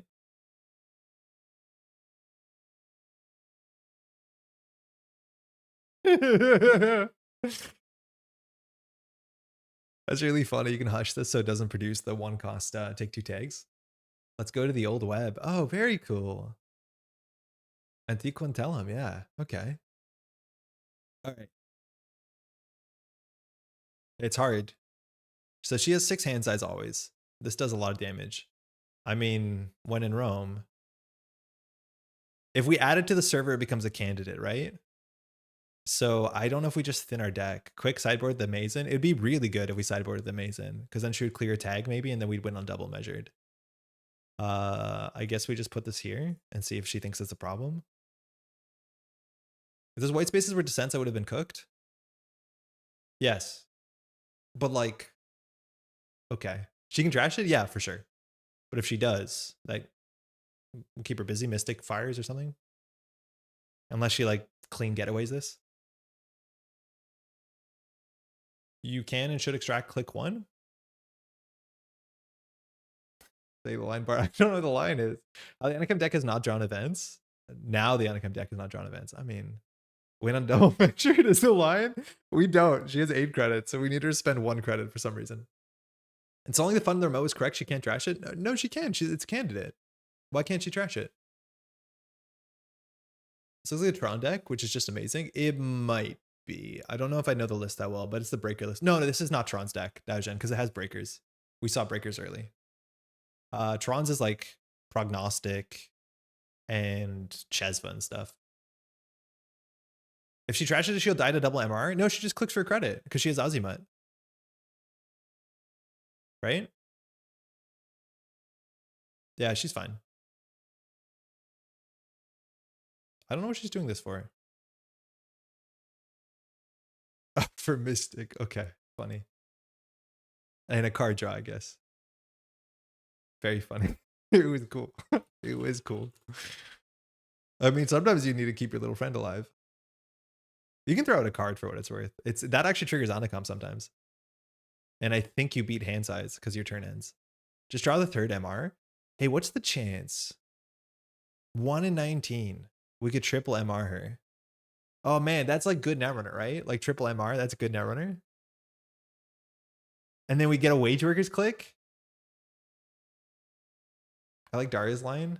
I don't know what Daria's line is. I now need to extract HM for spin, MR, MR, MR. Oh yeah, that works. That does work. Because the Wage Worker. Yeah, I guess we just keep drawing. Mandatory. Draw. Okay. All right. You ready? Res Wage Workers. Extract. Yes. Spin Doctor. New remote. No. Small plug before I go to bed. Sorry, Andre's cool. If anyone wants Netrunner poker chips Neon Static before 9:17, what happens at 9:17? I mean,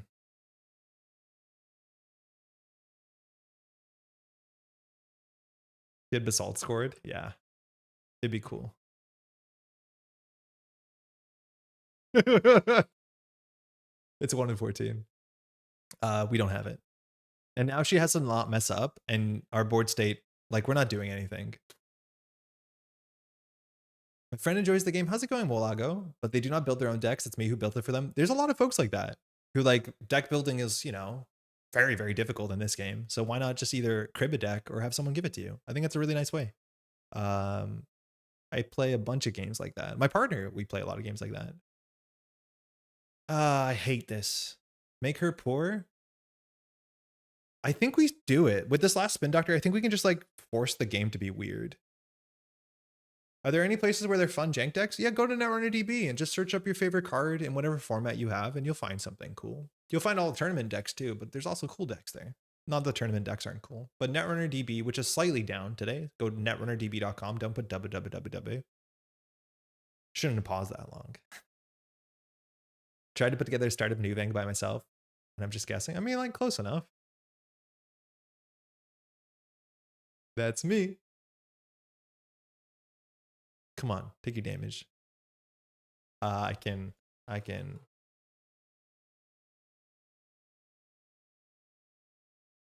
No matter what, if she loses her hand or 8 credits, we're happy.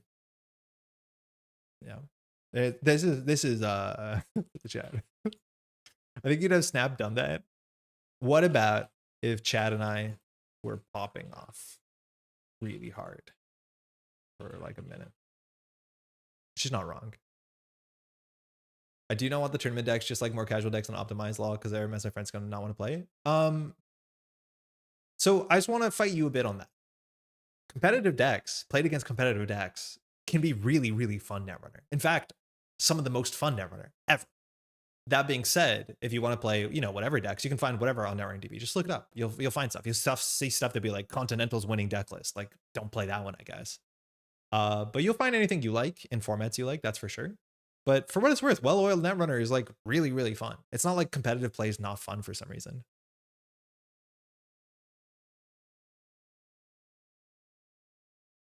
All right, we got a catalog. That seems good. So I guess we put behind the white space. Wow. I think we just put this behind the white space, huh? God, our Winchester already looks really bad. The thing is, really, top decks require judicious decisions to make work. Not all the time. Like, that's actually one of the benefits of like well-oiled Hoshiko decks is they play good Netrunner for you. They force you into good interactions. Like, good Netrunner is good. It generally is really good. There's some metas where that's not the case, where everyone's like playing weird combo decks and stuff. But no, it's not the worst. I'm trying to spin a narrative. If you cook hard enough, you can get cons in your silly deck list. There's a lot of top decks that require zero thought. Yeah, I wouldn't go that far, but yeah. All right, she's rebuilding. We have to score every single agenda in a row. Oh, we're cooked. Res. Go. I'm not going to shuffle the MRs back in. I don't think any Netrunner deck takes zero thought. Yeah. Well, I 100% agree with that. Oh, I hate this. But yes, like Reg, Sable, good stuff host, they kind of encourage you to do the right thing, which is good. So I think we do triple install here. A Hearts and Minds on the table would be very quite good, because then she has to interact. Yeah, that's cool. I totally do that all the time.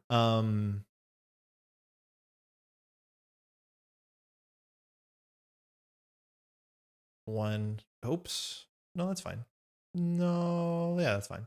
One. No, it's better to do this. It's fine. Two. No, that's okay. Now we've lost the plot.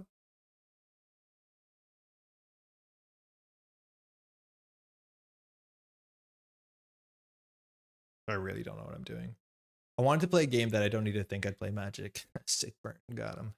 I think you get away with playing Alco deck where you just install and res everything as soon as you can. And it would be fun. I think as a corp, you'd have a fun time. Because you're looking a lot of cards, you're doing damage. Damage is fun for everyone to do. It's just like a lot of the higher performance decks put like one of an icebreaker in it. Maybe that's not great for new players. No, I think for newer players, I will usually put more icebreakers. Cephalopod, I don't know what happened. It's 10:30. This is our like second game. I'm like really not good at closing games out with this thing. We're always on the back foot and really hoping our opponent like goofs into measured. How was your weekend? 6 credits. If she runs here, we have a small chance at winning. 14 credits, never mind. I'm never thinking. That's why they can't make a read off of me. I'm never thinking. How's it going, Duckland? I'm just upset this is not a illumination deck. Like, honestly, I'm disappointed.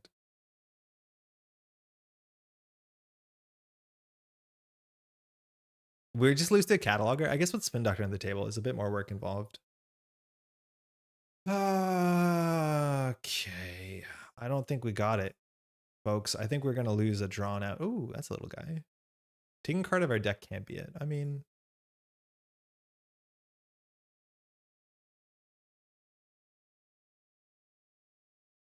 $13 credits and a dream. We lose to this remote server. I just want to. Do we res this? I don't think we res this. I think we want this to be a nice little surprise. 1 extra damage? Actually, yeah, maybe. But this is for us, not for her. Like, if she steals an agenda, she wins. I wanted to play Dewi. Ooh, letting this basalt through is actually pretty frightening. I think regardless of what's the runner deck, the runner still has a lot to think about in a specific corp matchup. Yeah, I think this meta on the corp side, I'd have to think about it a bit more, but I do think this meta, you really need to know what the corps are doing to you. Oh, we lose to that. Yeah, that's for sure. So she simulships the Azimuth, Kesseroid, White Space, Mask. I think we just concede here for time. Because there's a lot of clicking to be done. Yeah, I think that's it, right? Can she mess this up? She has her Fractor, it's Pressure Spike. She has 16 credits. She installs it for 1. She breaks for 3. She breaks for 5. She breaks for 3. No, should we lose? Take a game. Yeah, I think I really botched that mid game. We got nothing going. Oh, I'm gone. Where did I go? Hey, thanks for the game. I really couldn't figure out what to do with the mid game. I honestly don't know where the camera is. I think I'm really off screen, but how do I put it back? Transform? Fit to screen. That's a dangerous button. Oh, hey, bud. My biggest issue with the meta's named Nebula. I swear if the meta was more Nebula based, I probably wouldn't play the game. Like it's really that much of a non-starter for me. I pulled it way down. I just couldn't get to it again. Yeah, for sure. It's just hold on. Yeah, it's like, hey Daniel, how you doing? I'm doing okay. I'm struggling with this op deck, but I'm definitely not doing it well. You're coiling the wire again for a sneak peek. We're not going to turn that space up. Yeah, for sure. It's I'm way too far behind to score out points, I think, without a Holloman or something.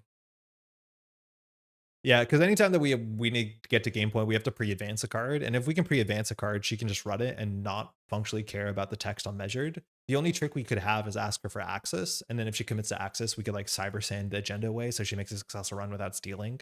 But maybe we just don't push basalts and push out never advances and force her to run and then do like a measured grinder. But with like 9 cards left in R&D, we're going to lose sooner than later. Yeah, losing the Spire on turn 2, especially with no tax, it's like very, very, very, very bad for you. I'm just on full control. I honestly don't understand what the op deck does. It puts on good results. Big, so play control chamber. It's a bad matchup. I don't know if it's a bad matchup, but I'm not doing it any favors tonight. Yeah, I gotta watch some more replays. I'm definitely not doing this right. I don't feel like I had the ability to control the game there. Thanks for the game. Let's play a harder deck. Oh boy. Oh boy. Okay. We're going to quickly look at this because this came out a week ago. We're not going to spend too long because you probably have already seen it, but we can look at it. Any banlist predictions, wish list before Worlds? Let's think about that after this. And we don't play Dewi. Oh my God. So they announced the pricing. Shout out to Oda Nuvo who wrote this article. You might have met Oda Nuvo Cons. That was the nice person running the what's it called, the artist colony and stuff like that in the sort of backspace. So firstly, all general admission pass holders are going to get a bite. It's a full art foil bite, which is sick. This is just the full art version. It originally was meant to be only early bird tickets, and then they sold like 400 tickets really quickly. So they're like, F it, everyone did a good job this year. I want to shout out, as somebody who organized an event or was on a team organizing an event recently, that having a reason for people to buy tickets early does really help you as an organizer. So I'm like so for early bird ticket supporters, as much as sometimes it feels bad because you only decide to go at the last minute, but it does really help. I think that's nice. I hear the foiling on the bite might be the kind you did on the stings. Yeah, I'm not sure if they said that. I'm not 100% sure if that's the case, but I do know now Make Playing Cards has a bunch of different foiling options. And if you were at cons, you saw the Sting foiling, which is like this really weird foiling I like a lot. It's not just like a flat foil, it has like texture to it. Not the texture of the card, but just like kind of triangular texture. It's kind of cool. Ob is very similar to my Alco. If it gets behind early, it folds like a cheap suit. We can steal games off of a misplay. Yeah, that one definitely can. I think the ones that have humanoids can maybe come back a bit because they're explosive, but maybe they snowball even harder. Just so you know the structure, it's while playing 14 single-sided Swiss rounds, and I'm really happy that's an even amount of rounds for single-sided Swiss. That just feels good. It looks like we're going to be playing 11 rounds on Saturday. And then if you're in contention that you can make the top cut, which mathematically can be decided, or you can just opt out, the final 3 rounds of Swiss will be on Sunday. We've seen this before. Mind you, back in the day, maybe this was only for Magnum Opus Worlds that FFG did. They had like those 2, technically 3 days of Netrunner. I kind of like that structure. It adds an interesting narrative where people wake up on Sunday morning and they still have a chance. A lot more people have a chance. And I think that's kind of cool instead of just 16 people having a chance to win the world championship. But yeah, there'll be 11 rounds, and I believe you'll be prized out on your standings at the end of Saturday. So while some prize support is gated behind certain points or top half or whatever, that will be decided on Saturday. So even if you're like got your prize support, you don't have to play on Sunday. Playing on Sunday has no impact of getting additional prize support. Actually, not true. Barring the prize support. Actually, maybe that is not true. Oh, no, but choosing bite alt? No way. Yeah, I know. I know. Yeah, very, very funny. Cool. We get some prize support here. Mind you, I have some nice fuller arts that was shared to me. I don't have them set up on stream. If we really want to see some of this stuff in full art, we can show them on stream on a following day. They're really quite nice. You kind of see some of the stuff. I will show you what the cards are first, I guess, and then we'll see what they're attached to. But the playmat for this year is, I'm assuming this card is called Bigger Picture. I call it Big Brother, but it is Bigger Picture. It's a really nice art. I'm glad this is on a playmat. It's a really natural playmat too. I think that was a great choice. And this was on everything for this whole year. I think Jeff knew what was going on here. But that's very, very, very, very cool. Then we have some art here. We have this Rising Tide is incredible. It has like some fire ponies jumping over water. Really, really good. I like it. I went to a Worlds once where they gave a what's it called, a cleaver. So we've come full circle. But it's the sort of card that's like good for every format. So that's fantastic. It's really good. Into the Depths. I think this is an Adam Doyle, if I'm not mistaken, which is phenomenal. Really weird choice, if you ask me. It's a card that like literally, okay, we saw it being played today, but it's like not a meta card. And I think every other card largely chosen as a meta card, but fantastic art. Very, very excited for that. And maybe that'll give us a reason to play it. Now we have a Greasing the Palm. There's so many HB cards that I think could use an art. I don't know if we know any of these characters specifically. I think this was like maybe like an Andy art possibly, but a really nice full art that's from Dimmick. Also another card that sees a lot of play. Fantastic card and should be meta. It's a clean getaway with a lot more steps, but yeah. Rising Tide and Carmen are the coolest sets from Worlds. I think Rising Tide easily is one of my favorites. The other ones are still really quite good. We also have a Winchester here, and I really like, and I think this is what I'm shouting for HB cards. I think some of the Ashes cards, you want some more, some different art on them. They've been around for a while. And this Winchester now is a lever action rifle, sort of, with a scope and a scorpion on it, and then a laser. There's some really nonsense depiction of firearms in Netrunner. This one is definitely one of them too. Is this meant to be a lever action rifle? But it's like, I guess it is, but it's weird. This is a cool art. I can't see whose name is on it, but it's a water gun Winchester. Yeah, let's say that. I don't know. That's nice. Winchester is super cool. Horizontal art. That's great. We got some IDs. These are the 3 IDs from the last set. These are phenomenal. And for those who don't know, they're also, these arts are appearing on t-shirts that you can kind of pre-order. It's an empty ledge behind the gun. No, but there's like a little thing here, like this part. I don't know what that kind of grip is up there, but then you have the like chick thing at the back. Anyways, these are phenomenal. These are from Frenic Patkos, so Arasana, no surprise there. And then the sort of like Capoeira art with the flowing kind of swishes around Mercury. And then we get a very, what's the game called? Coded version, Sebastian Souza Pessoa. What is that game where you play that police agent, the police officer in that like alternate Soviet state? You know the one. T-shirts with these ID arts, yeah, these show up on T-shirts for sure. Disco Elysium, yeah, very Disco Elysium coded this art, very quite nice. I like all of these; they're fantastic. Really quite good. And then you see how they're distributed. There's more pricing we don't see. So firstly, first place has a title. Okay, cool. And the one-of-kind Mag Electric Rapid. It's not even worth looking at this because the chance of you winning it's very low unless you're one of maybe 6 people watching this. But yeah, great playmat. It's a shame that that's not an accessible playmat.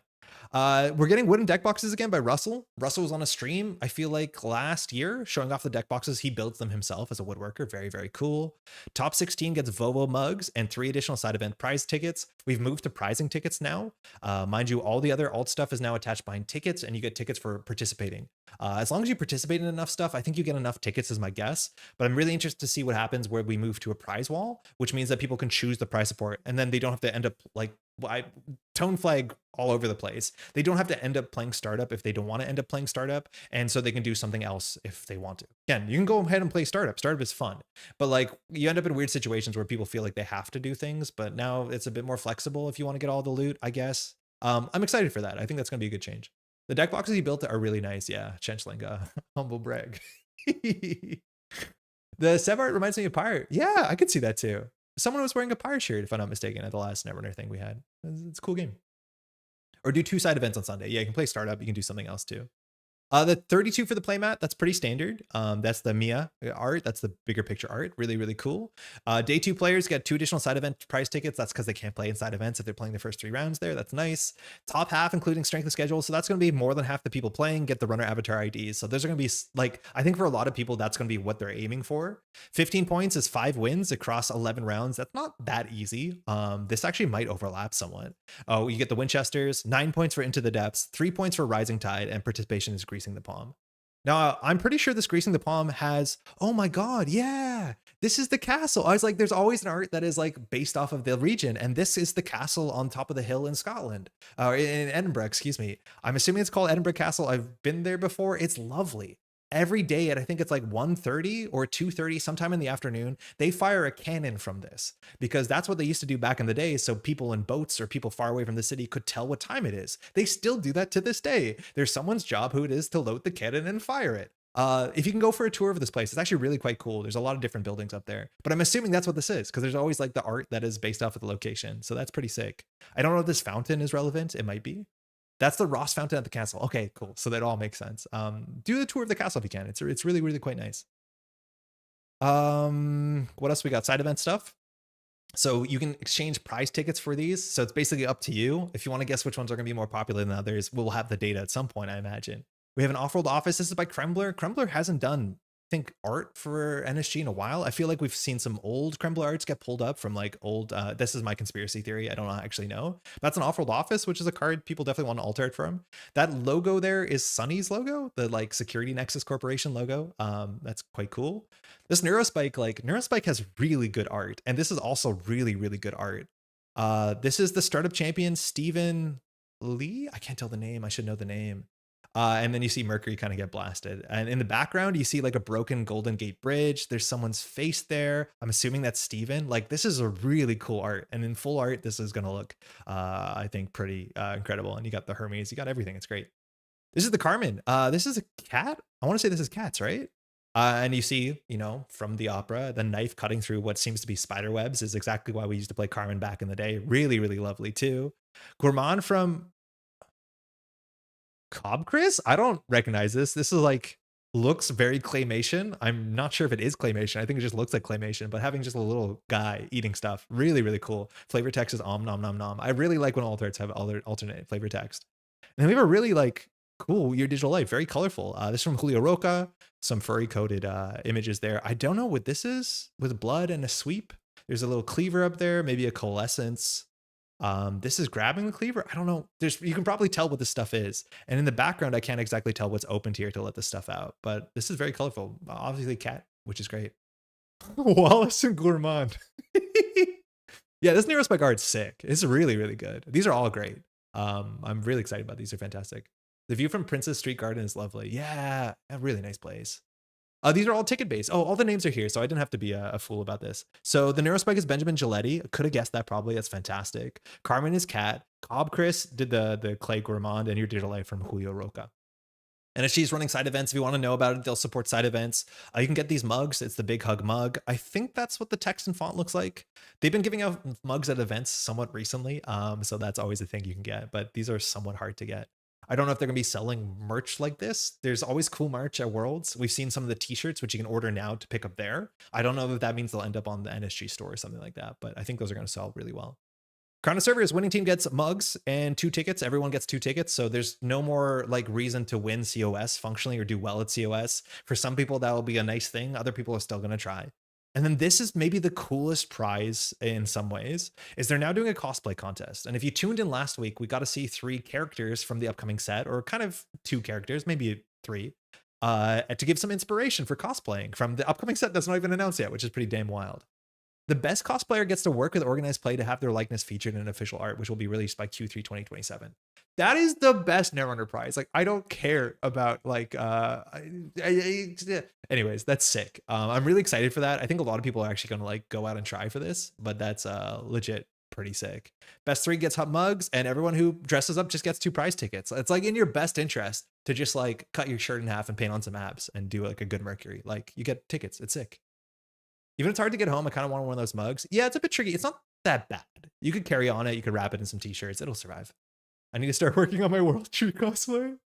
They did Pokemon arts. That's legit clay. Really?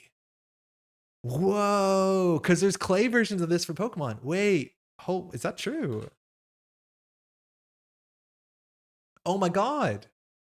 That's sick. This is a legit clay thing. Oh man, that's adorable. That's very, very cool. Okay, sick. I should do Woo, but I'm also lazy. I mean, it would be a good time. I'm also Tron. I'm so excited to finally meet you at Worlds. Anyways, stuff looks great. Obviously, it's really easy to get hyped about Worlds when you see the pricing, but again, it's like a 400 person event. It is the biggest NSG Worlds, and I'm just bought my plane ticket like 2 weeks ago. So excited to see y'all there. They did Pokemon arts. That's legit. I'm lying. I mean, it kind of looks like legit art. Anyways, volunteers as well. If you're volunteering, you probably already know to some extent about this. Volunteers get a playmat. Last year, there's choices. I think people went halfway. I'm glad that this is the playmat that was chosen anyways. So you get this playmat. You can also choose to get a playmat or a mug. I'm on team playmat for sure. They show up on stream really well. And then they get the official organizer card art, which is an open market that shows people at like a artist colony table wearing those like blue shirts. I'm assuming are going to exist as well at Worlds. I have a whole bunch of those blue shirts. It's legit clay. Okay, cool. Top 16 in such a field is intimidating. It's a bit wild. From like 400 players going down to 16 is obviously buck wild.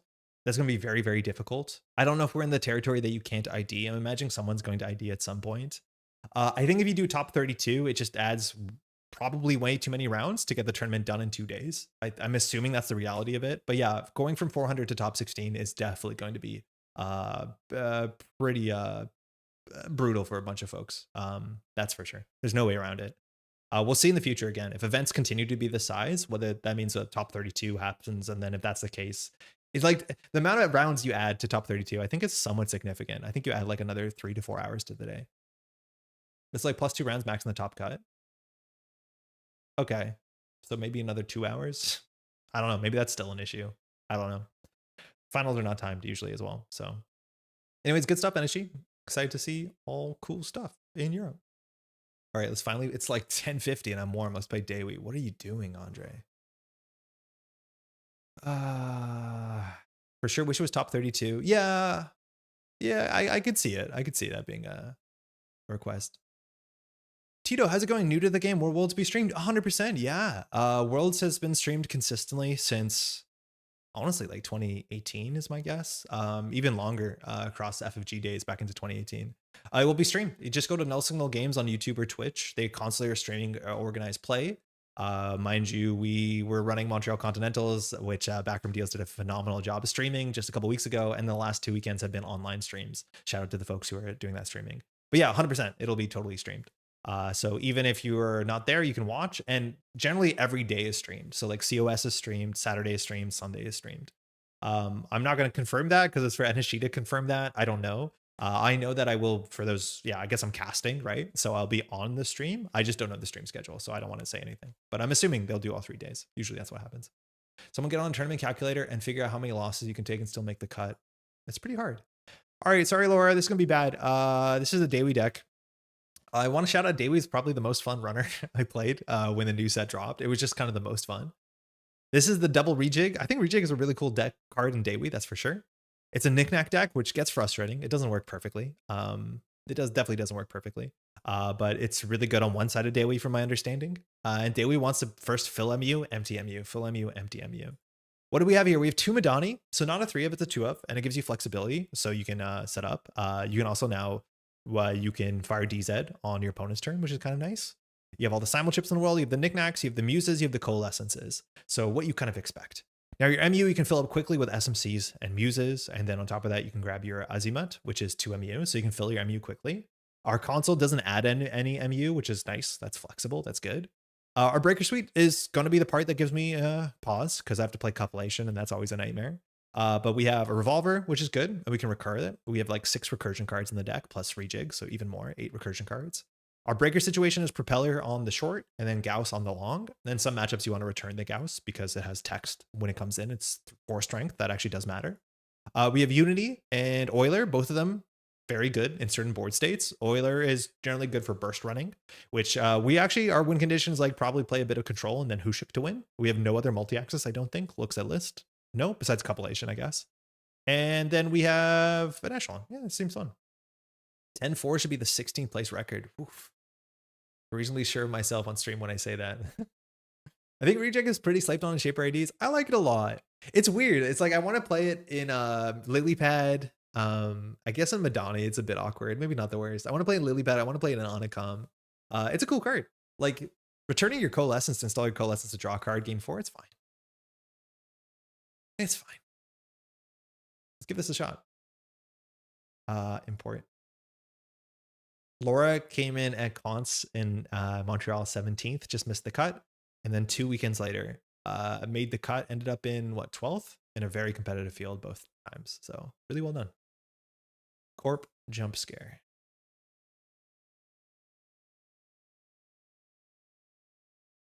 Nick in the corner with an abacus. As much as I say my name is Nick Mason, I don't know if we've talked about how good of a name Nick Mason actually is. Like Nick Mason is like the name of an action hero in a like one of those things that get made on Amazon, you know? It's a good ass name. We are all Nick Mason. I'm glad that's become a thing. Nick Mason. The Dewi redemption story was perfect in a way. I'm glad that you made the cut after that. I think you made some slight changes to the deck. I don't know if the original one is on 45. You probably wrote it in the deck write up. And then you're answering good questions here, which is good. Steel Artisan. Yeah, I did re-listen to the beginning, but I still don't think I understand it better. Okay, Meteor's gonna be playing some op. Cool. This is gonna be scoring op. This will be humanoid op. Okay, cool. Humanoid op. Thank you. You too.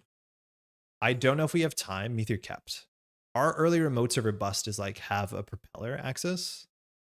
What is this hand good? Hannah is fine.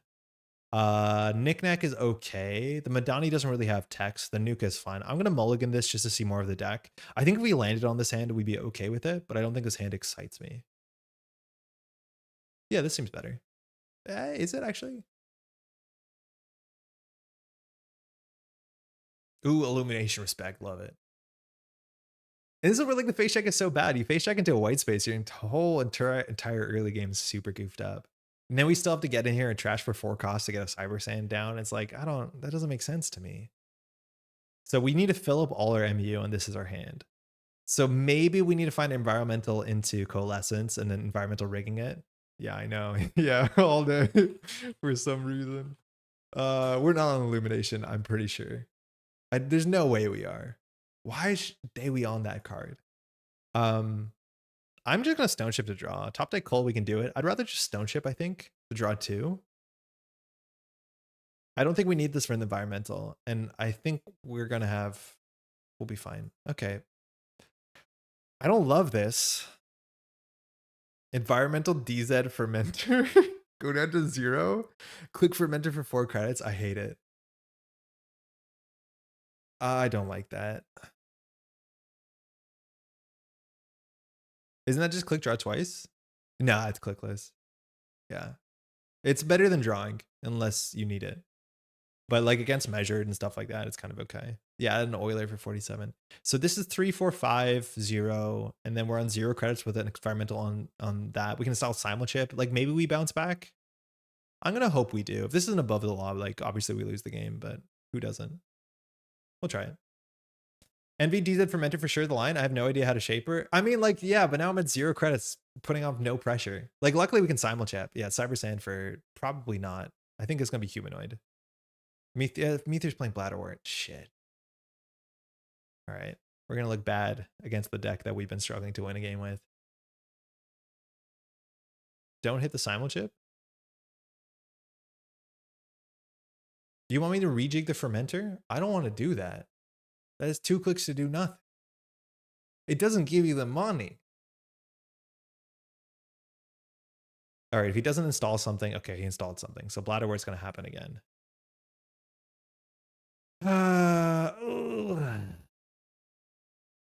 Okay, so we can do credit, Muse for SMC, run archives. That's pretty sick, right?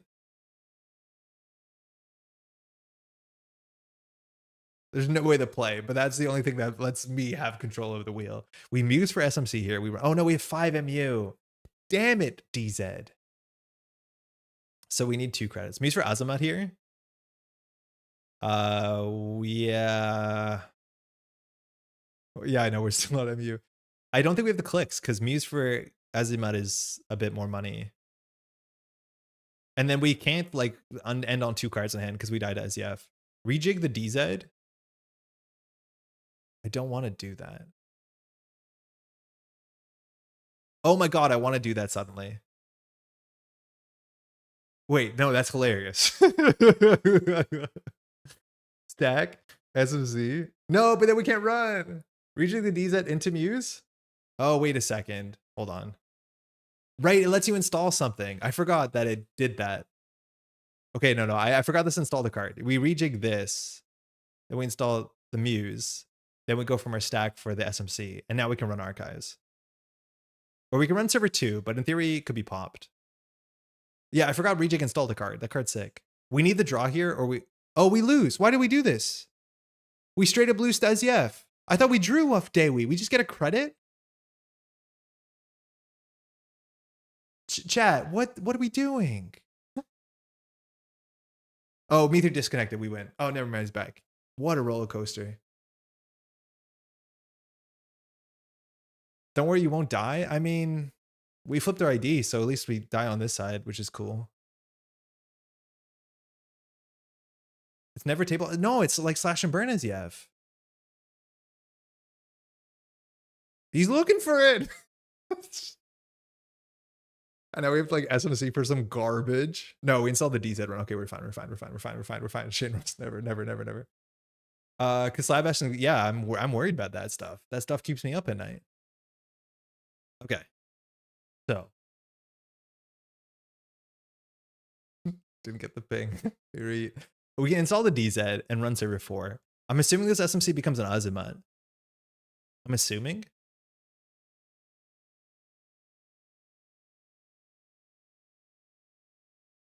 Action. To make locals. Once it happens to you,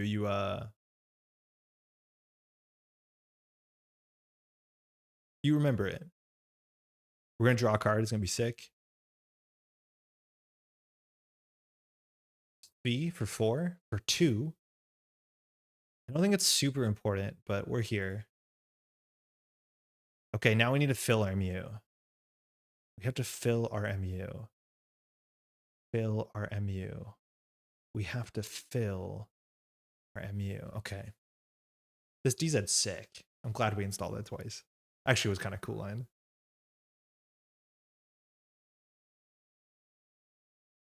If Dewi just had a yo-yo card, you could just like clicklessly install and then add back and it does nothing. All you do is get to install it.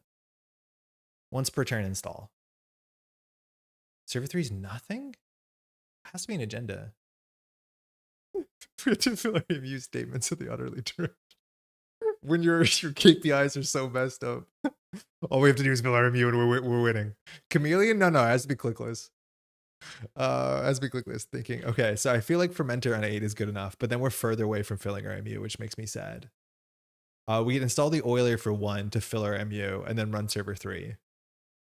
Are we on the thing that trashes things? Yeah, I think we double flip turn here for sure because it's like super cool. Then we run server 5, then we fermenter, then we run server 6. There's no way in the world that this is just not the coolest thing to do. Yeah, I don't care.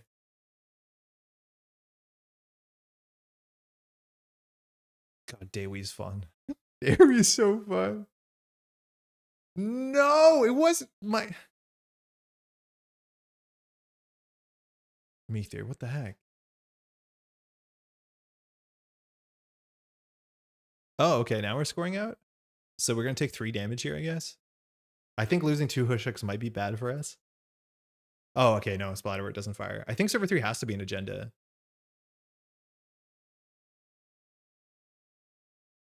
Don't run a fly swatter? Oh, that's good.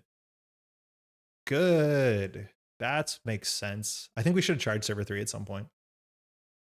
So whatever we run, we draw a card. On 2 credits, we can face check. I think we're going to face check the Bladderwort. If it's a little barrier that gets res, so be it.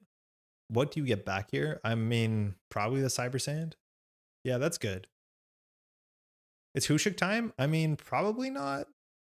I don't think we want to just go see a couple cards. Knickknack is immortal. It's a Svi. Okay, so we just need to trash the res stuff. So we're going to start by just charging the Bladderwort. Maybe we should charge the Spin Doctor first, honestly. Res nothing. Yeah, we probably should have charged it first. So we have to deal with this. So then he doesn't have a board state. We could do Nuka. No, we can't really install something. If only we could also be Ari. I think we just run down this and pay 4. Because then he has no board state. He's not doing anything. He's not making money.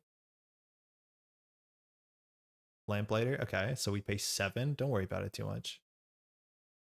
I guess we're expecting a white space there too. Draw hope for install. I mean, we'd rather Nuka there. But now he has no money, so maybe that's fine. Taking the tag is the same as paying 3 because you spend a click. Unless you need the money to trash now. We actually could float the tag. I think we float the tag here. I think we just float the tag. Oh my god. Yeah. Yeah, that's on me. Never mind. I forgot there's consequences to that. I thought this was just like a little hunter. The run ends? Yeah. There's more text on it. It'd be cooler if the card was a choice, you know? Probably shouldn't have scored. Yeah, probably not.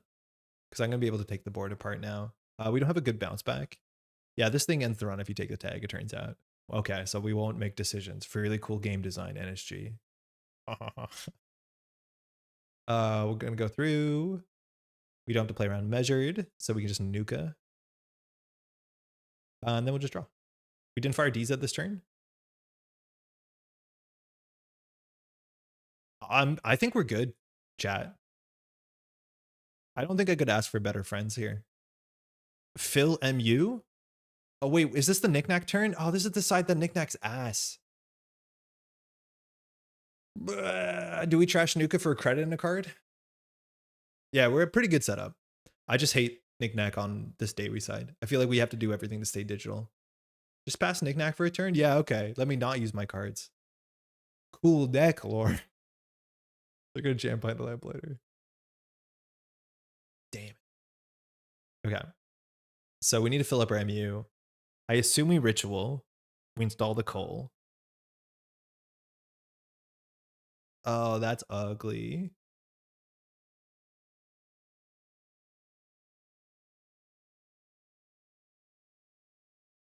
So we sure gamble run powers. Maybe we get bladderworted. I don't know. We trash this functionally for free. We flip.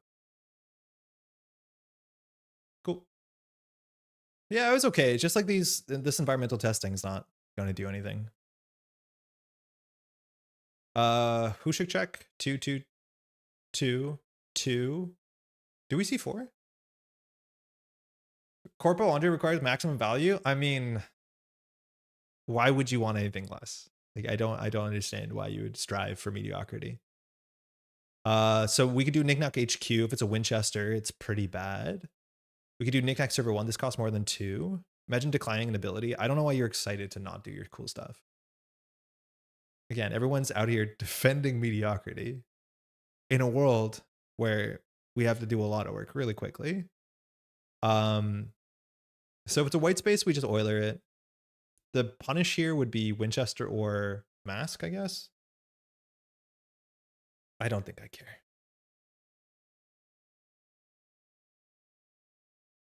We traded a 2 for a 2. Okay, neat.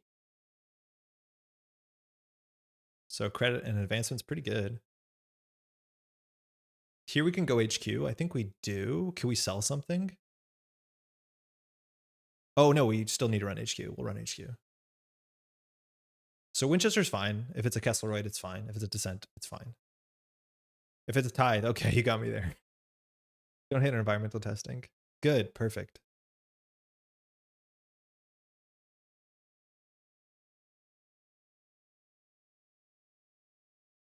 So far, so good.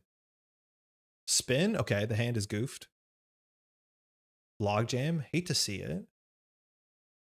So we could run back, but giving him a credit's actually kind of relevant because it makes it easier to set up the one where he gets 6 credits.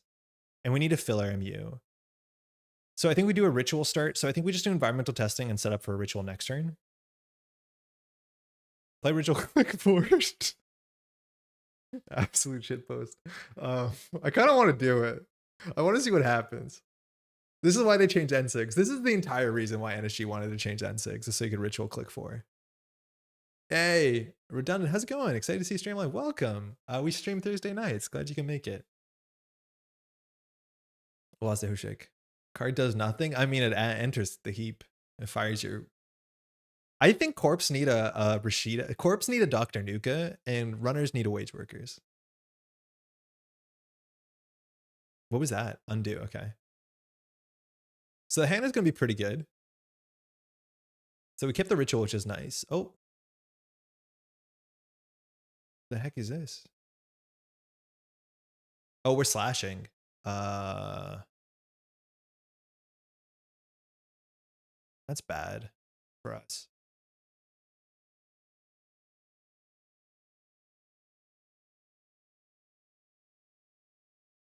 So I guess we're losing every single card in our hand. I hate that for us. I guess we nuka here. Oh no, it's just a Bladderwort. I love this for us. I mean, Hano's pretty good, but we really have some work to do here. I think we nuka. I don't think we ritual, right? Actually, no, we definitely ritual. I don't think we care about cards in hand, and having this as a panic button is pretty good. Yeah, we kept the ritual. I'd actually rather keep the Hano, I'll be honest. I don't know. We're definitely going to play this, and then we'll just charge this down. I think we can run the spin first. I don't think it actually matters. Okay, our job is to fill our MU. That's our entire job. So we install Propeller. We run server 1, we run server 9. Do we have the credits to sustain that? This is 2 strength. We break it for 2, 5. I think we want to install it for sure. We gain a credit. Why? So we can charge the Aket, right? And so we can gain a credit.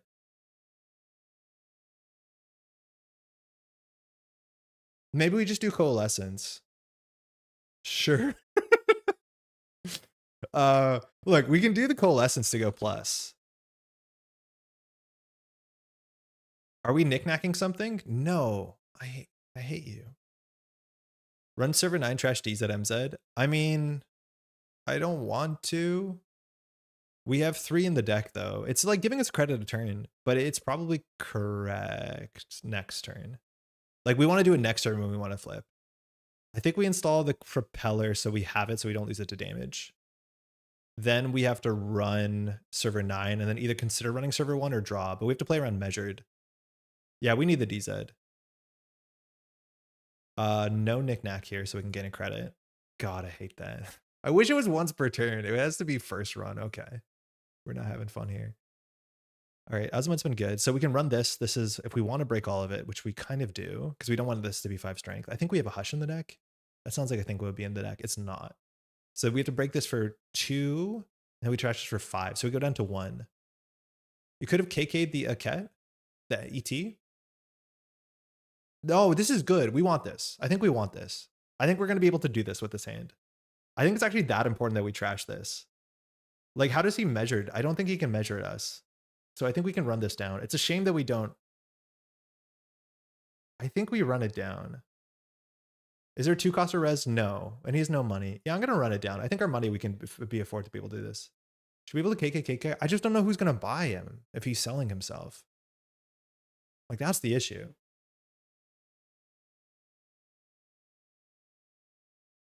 We'll come back from this. We'll KK next turn, install Cole and bounce. Yeah, exactly. You got nothing. His fans on Patreon, obviously. I feel like maybe that's a jab at me, but that's okay. He's not the seller, he's the buyer. Yeah. Well, he's trading, right? This is a card also that, like, I think you get a sick alt art. Okay, my list of alt arts. I don't want to feel ungrateful because Gracing the Palm is sick and all that, but like red level clearance fully operational. NSG 2026 is a good year for HB alt arts, okay? Playing Eternal just so I can KK Aesops. Triple credit, love to see it. So we need to run with empty MU. Ow. So I guess we sell the Muse, run archives for lulls. We run R&D, what happens? I have RLC auditors in my head. I wish I knew how to make art. Step 1, draw the owl. I guess we run R&D and hope. Can't believe we haven't gotten an RLC alt art. Yeah, I know. I really think that's a good, what's it called? Adam Doyle. He did like the weird GLC and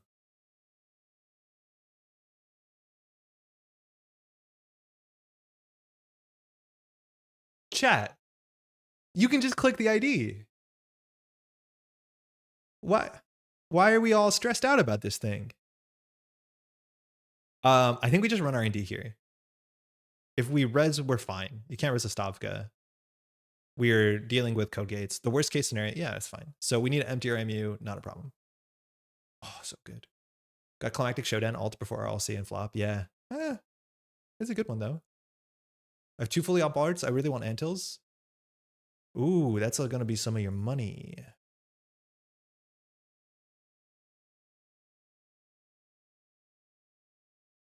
Okay, cool. So we're down. So now we can do a double flip. So we can install Cole and then run archives and double flip. Laura, this deck is so absurdly cool. I don't think there's a reason to nuke it first because we're not going to do anything with it. Yeah, this seems fine. Like we see a card. It's click for a credit. Maybe that's not the best thing we should be doing on this board state.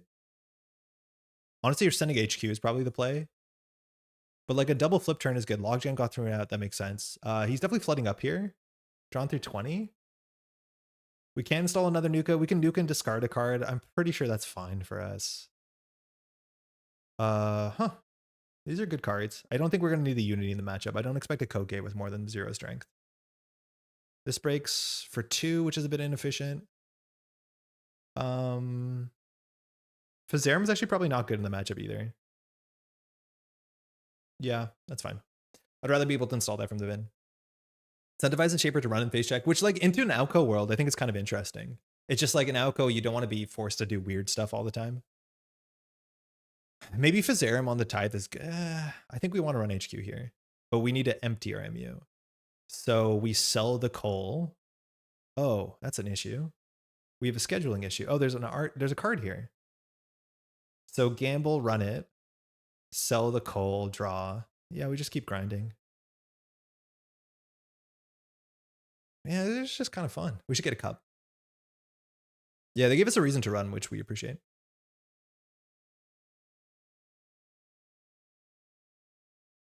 Did it? No, it didn't. Seemed good.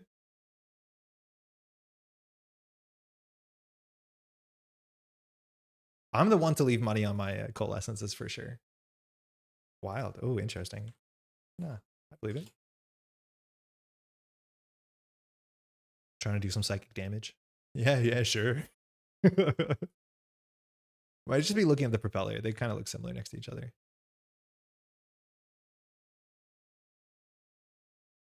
Angelique not getting rezzed. Okay, we'll do it. I want to go HQ.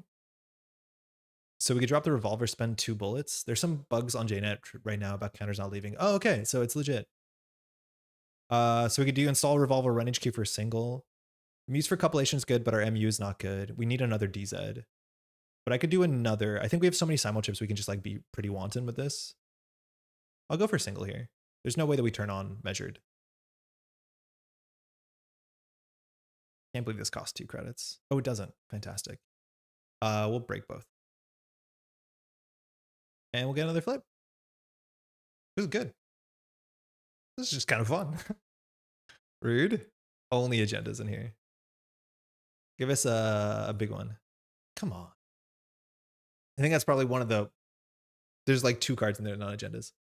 One simul chip hit the bin early, I think. Yeah, we did lose it on the 1 and 3. So we have 2 simul chips and we have 2 muses. And a rejig. So I'm not too stressed about it. Extract? Like he has to now build a board state. This turn we have to empty our MU, so we can just throw the propeller, I guess. That's obviously a bit awkward. So do we make a run to draw a card and gain a credit? I think we do. I think we run HQ to sell the propeller, and then we just muse that back, trashing the Azimat. Hopefully we draw... A DZ would be like the really good draw. The other options like Nuka, draw Nuka. The card in the remote server, like maybe we have to be scared about it. I don't think it's an agenda. Oh, measured is online. Yeah, you're right. Either we can Nuka, click for 1 credit plus 2 cards. Yeah, I think we just like run HQ here to get the run. I feel very dead. I'm still sweating. 3rd time. Been cool so far. But it's not as flexible as you'd want it to be. So we'll sell this. Okay, that didn't do it. We'll get another card draw here.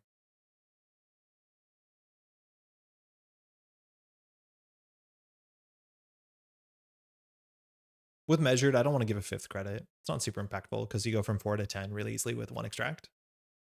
Hearts and Minds, I mean, I'll get cards out of hand. We hit a Madani. I don't know what this is. Top deck Gauss, I believe. So we only have 1 MU here. So Nuka is probably the most important card. If we want to get DZ value with the Fermenter, we can. It's not super important. I could see us getting rid of the Azimat if we needed to, but now we need to fill our MU. Which means next turn we'll start with Knickknack. Like you want to start with Knickknack. You want to start your turn digital. Not even digital. It's not digital, right? But you want to start flipped because then you actually do a thing. Nuka use Nuka Madani. Actually, that's kind of sick. But I want to run. I want to flip so that we don't fight Knickknack. Maybe that's wrong. Like I think that's where the magic of this deck is understanding whether that's wrong or not. Also, Fizzarum in hand is a good reason to keep that. Yeah, it doesn't work to do that, but we could always like install Nuka, run archives, install Fermenter, I guess. In the other order. We could run HQ for single and sell the revolver. I'm okay with that.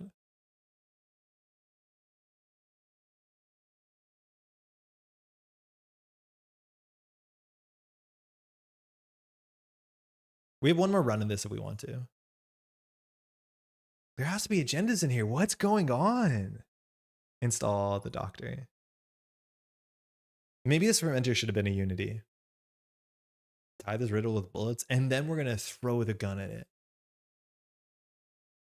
It's cool that revolver can shoot the Winchester.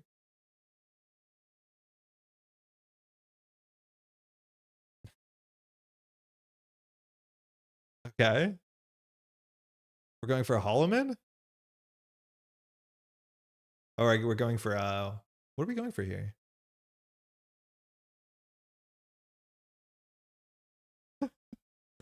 Yeah, okay. Cyber Sand? Then we're cracking Cyber Sand to go get a Bladderwort, I guess? I don't know what we're doing here. But that was on our turn.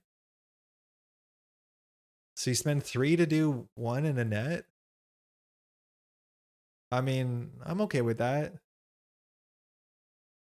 Lady Luck never lets you top deck in a gen out of R&D, but if you multi-exit was the first card, yeah. No, it's like Cyber Sand for I know you can't get Anthill because yeah, you go down, right? So we lost to Madani.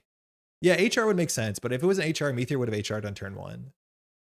So like this was -2 credits. And our money is good. So we need a a cut's out 5 advancements. Okay, so this is where it dies the pinhole. That's fine. Okay, so we're have to empty our MU. That shouldn't be that hard, but we want to throw the revolver. So let's Nuka for DZ. No, but Gauss is perfect.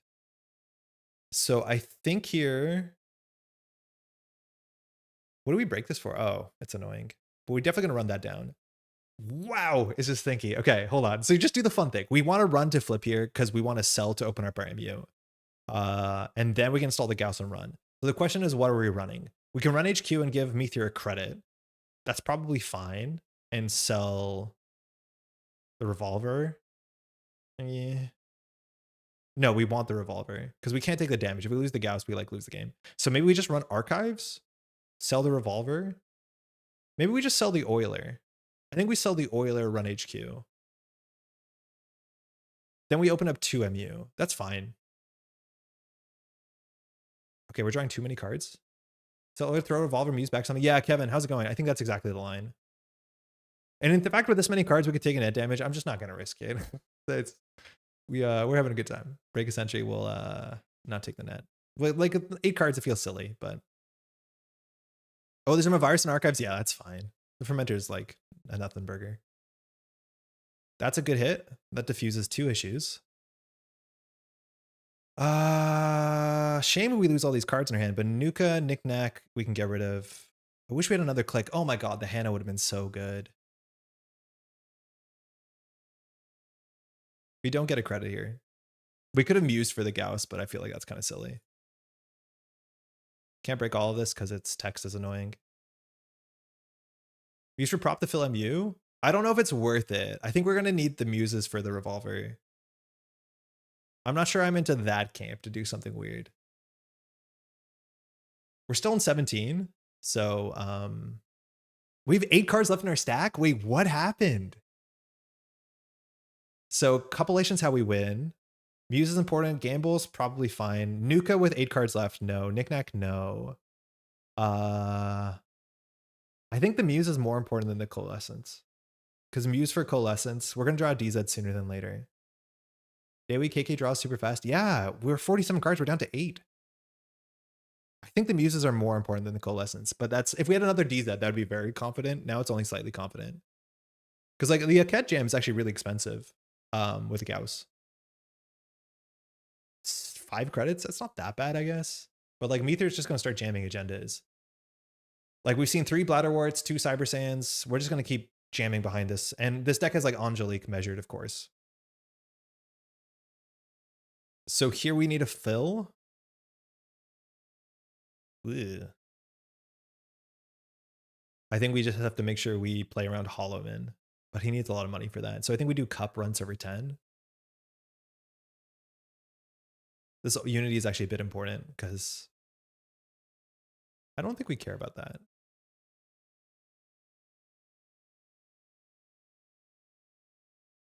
Let's see what this is about. Knickknack. I did not consider Knickknack. It's the bad Knickknack side, so we'll ignore Knickknack. Forgot about Knickknack. Fake window. Real window, fake window. Yep. It's a Sphy. We can pay the 2 here. I'd rather cup something from hand. This is expensive. We can install the Muse on top of Gauss to reinstall, and it's not good. So we need to empty our MU. We really need to get to our MU. We need our DZs. There's 2 in the deck left in our bottom 8. Yeah, 2. Small fermenter to flip. It might be correct. We do small fermenter for 4. We run this for 5. Or yeah, we set up KK on this side, but we don't have a good KK cell here. I'm okay emptying this. And then we need to empty the cupellation. Extract the cat. I'm okay running this. I don't think it's gonna be super good. But like we need a threat. The problem is like any agenda just goes into here. We want them to stay in HQ. Our fractors are not good. Like I think we need a permanent fractor. With 2 Hushiks out, like we need a lot of accesses to win. So the cupellation needs to go across. We know the hand is, we know one of the cards in hand is a white space. I forget what the other one is, but I think we should know what's the full hand. You didn't do much? I don't know what that means. I feel hurt. I think we can leave this. I don't think he's on 2 1s. So if we nuka, we go up to 7. We discard a card. We want to avoid doing that. We need to play every card. Yeah, losing the Hushiks, yeah, it's not going to be good for us. We also, do we have an Oiler? We lose an Oiler? No, we have an Oiler in the deck, which is also important. That's how we deal with the tithe. So again, we need to empty our MU.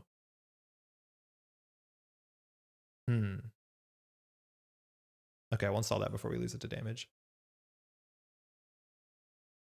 So I think we just click the fermenter. We miss Knickknack here. Sibsand, that's fine. I don't know what 1 coster you got here. I think all the Bladderworts are out. Yeah. So I don't think we care about this. Glad we didn't run it. 1 Oiler in the bin. Do we have the 2? 1 Oiler in the bin, 1 Unity in hand. 1 Revolver in the bin, no Echelon in sight. 1 Fractor in the bin, 1 Gauss on the table. We click fermenter, chip, Muse, Coal or something. I don't know if we care about this thing. Do you mean Echelon? Yeah, sorry. Was I not saying Echelon? I meant Echelon. I was looking at the killer. I might have said Unity. Yeah. I want the Echelon to go HQ. Wall to Wall did everything. So like there's definitely 2 agendas in hand. It's white space, 2 agendas, and I think we know the last card. I think Meteor might be building towards a logjam. Oh, there's an Aket here. This is an Aket for sure. I think that was the other card. We saw white space Aket. So we're just going to run this. So start a turn, Dewi, draw a card if we have empty MU. So we'll ask for action. We'll crack the fermenter run. It's not that far through his deck because the op game played out slowly. Yeah, you're right. But we've gone through 28 cards and we've seen 3 agendas. Yeah, we expect 2 agendas here. Ask for a virus action. We crack fermenter. We run the remote. And then we'll run HQ for sure, even if we tank this, probably. Because Dewi's going to draw the Echelon. I'm assuming that's no action. All good? What does ask for action mean? So the 1 card here that we want to respect is if there's a card called Mavirus in the remote server, Meteor, before we take our first action, can res the Mavirus and purge, and then our fermenter will have no virus counters on it, so it won't be worth any credits. That's one of the very few cards that's like relevant on every paid ability window as long as there's viruses on the table. So before you take your fermenter, it's in good habit, as long as there's an unresed card that could be an upgrade, that you ask for that. It's not a big deal. I wouldn't stress about it. But it is it's something you want to keep in mind, especially because op decks are sometimes known for playing 3 copies of a virus because it's just such a good op card. But it's not a super common card in the meta right now. All right, I'm going to assume there's nothing there. Knickknack. Should have sold the fermenter. We're good. I think if it was on a virus, it would end up in server 1. Yeah, no stress.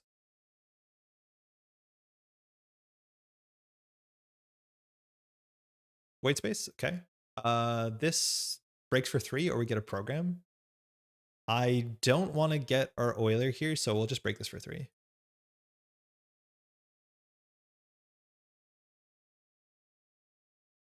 I think this is a Spin Doctor in server 10. I don't know what this is.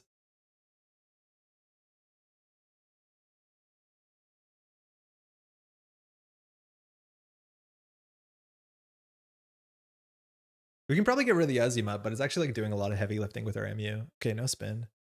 It's an anthill. Ah, man. Oh, cup is really good. A rejig, excuse me, is really good for the Gauss. We want to fill our MU.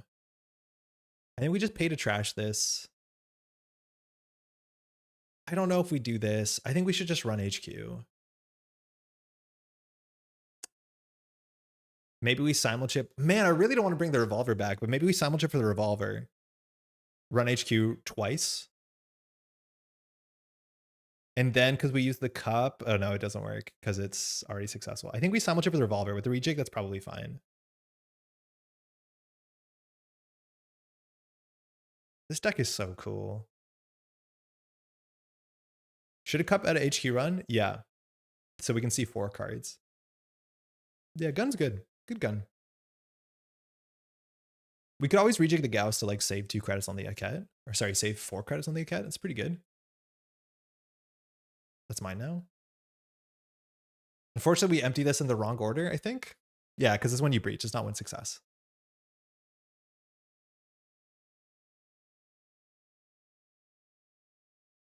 We're still very comfortable. We're feeling pressure to get access now. I feel like we can chill and find echelon normally. You might be right, but I just feel like wanting to Dewi all the time. I guess this is not it. Measured. Okay, the measured's back. Wait, there's no cards in hand? Wait, how many cards did he have? Did I just cup 2 cards? I'm a clown. Oh no, we're gonna cup this card. Be careful, take the measured back and I'll take it away from you. So funny. I don't think I've seen that. Yeah, exactly. Whatever he picks up, we're gonna grab it again. Do you want to just like drain 3 credits from us? Svi for 4. I mean, you can have that. All right, so now we win off of no Hushik. All right, we accessed 3 cards, so it was cool. That's what we intended to do the whole time. All right, so we know 1 card in hand is a Svi. Dewi, we need to empty MU. Nailed it. The Masquerade kind of sucks. Like we break it for 3 or 4. There's a play from the jump. All right, draw. I actually think we want to recur the copulation because the agendas are not going anywhere, so they have to be in hand. So like, do we Dewi the Azimuth? We don't have an MU issue here. Incredible rules move there. Thank you. I play poetry. Okay. So there has to be an agenda in hand. This can be the Svi very easily. I think Meteor needs to go forward. Draws OF, I mandatory drew an agenda 100%. Like I want to cup this really bad. So if we empty our MU first by like selling the Azimuth, then we'll be at 1, 2, 3, 4 MU, which is not good.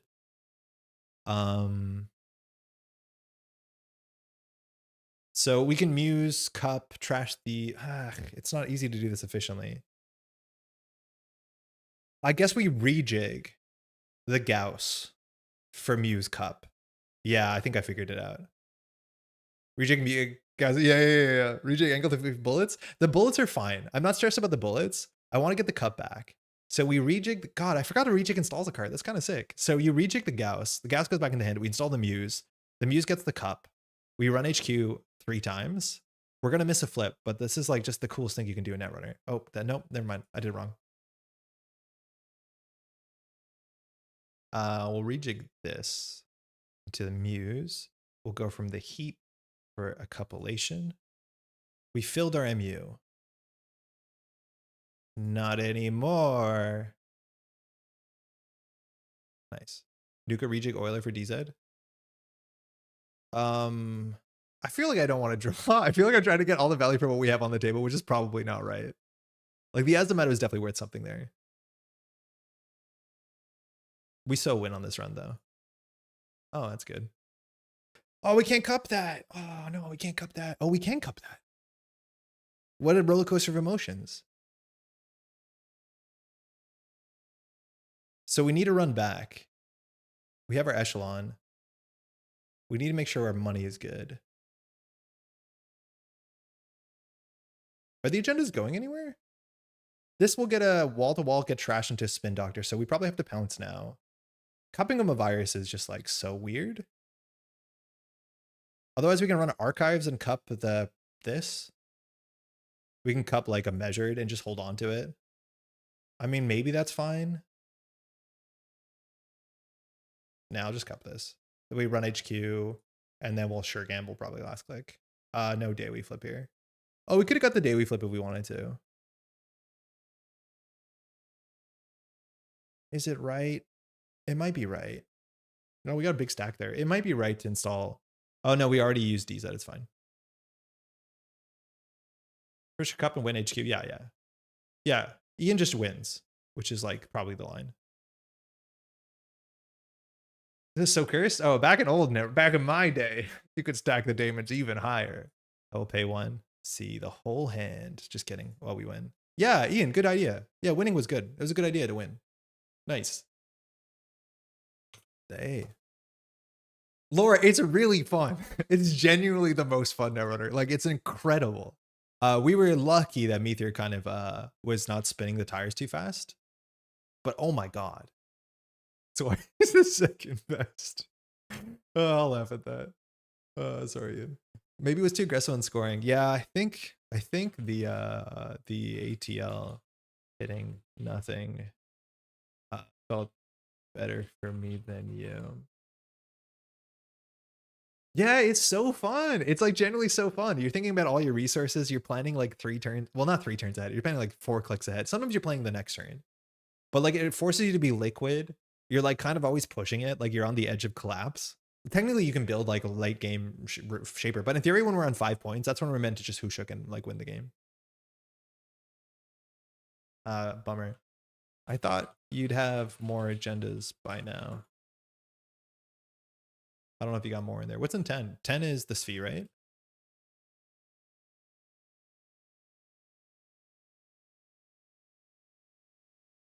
Have you seen this man? Absolutely burned. I'm drowning. I've had that slash forever. Ah, right. Okay. Yeah, server 2 is the excavator. 1 in hand. Cool. Oh man, that's just good. It's good. I don't know how many times we flipped. We did hit the flip button twice, but like just fun. You get a whole bunch of value, and like it's the one shaper that wants to run, which is good fun. Yeah, that's what I thought you'd spin to fix your hand. So I really went for the Mav Cup. I was planning to build a real remote in the Cat. Yeah, that one's a bit hard. I have to keep rejigging the gas. Control F flips? Yeah, it usually works. Flip? Yeah, actually that will work perfectly. 1, 2, 3. Fake out. 4, 5, 6, 7. Don't count those. 8, 9, 10, 11, 12, 13, 14, 15. Wait, 16, 17, 18. We flipped 18 times in a 15-turn game. We flipped 20 technically, but like, don't tell the judge. That was 18 flips in a 15-turn game. That's sick. But like these servers were easy to run. The count's at the bottom. Where? Lad couldn't. I was getting 2 ice remote to windmill in. Yeah. That's tricky. 9 cards, 9 credits. I mean, seems fine. But like for what it's worth, if you play against like an LEO or something where it's harder to run all the time, it's much harder. But like we always could make good runs. Like just running through the tide for free functionally was really, really good. When you do the search, oh my god, you're right. I see what you mean. Yeah, in the bottom of the yeah, okay, you're right. Here. Some of them are false positives though, but yeah, you can just count that functionally. Yeah, that's some value.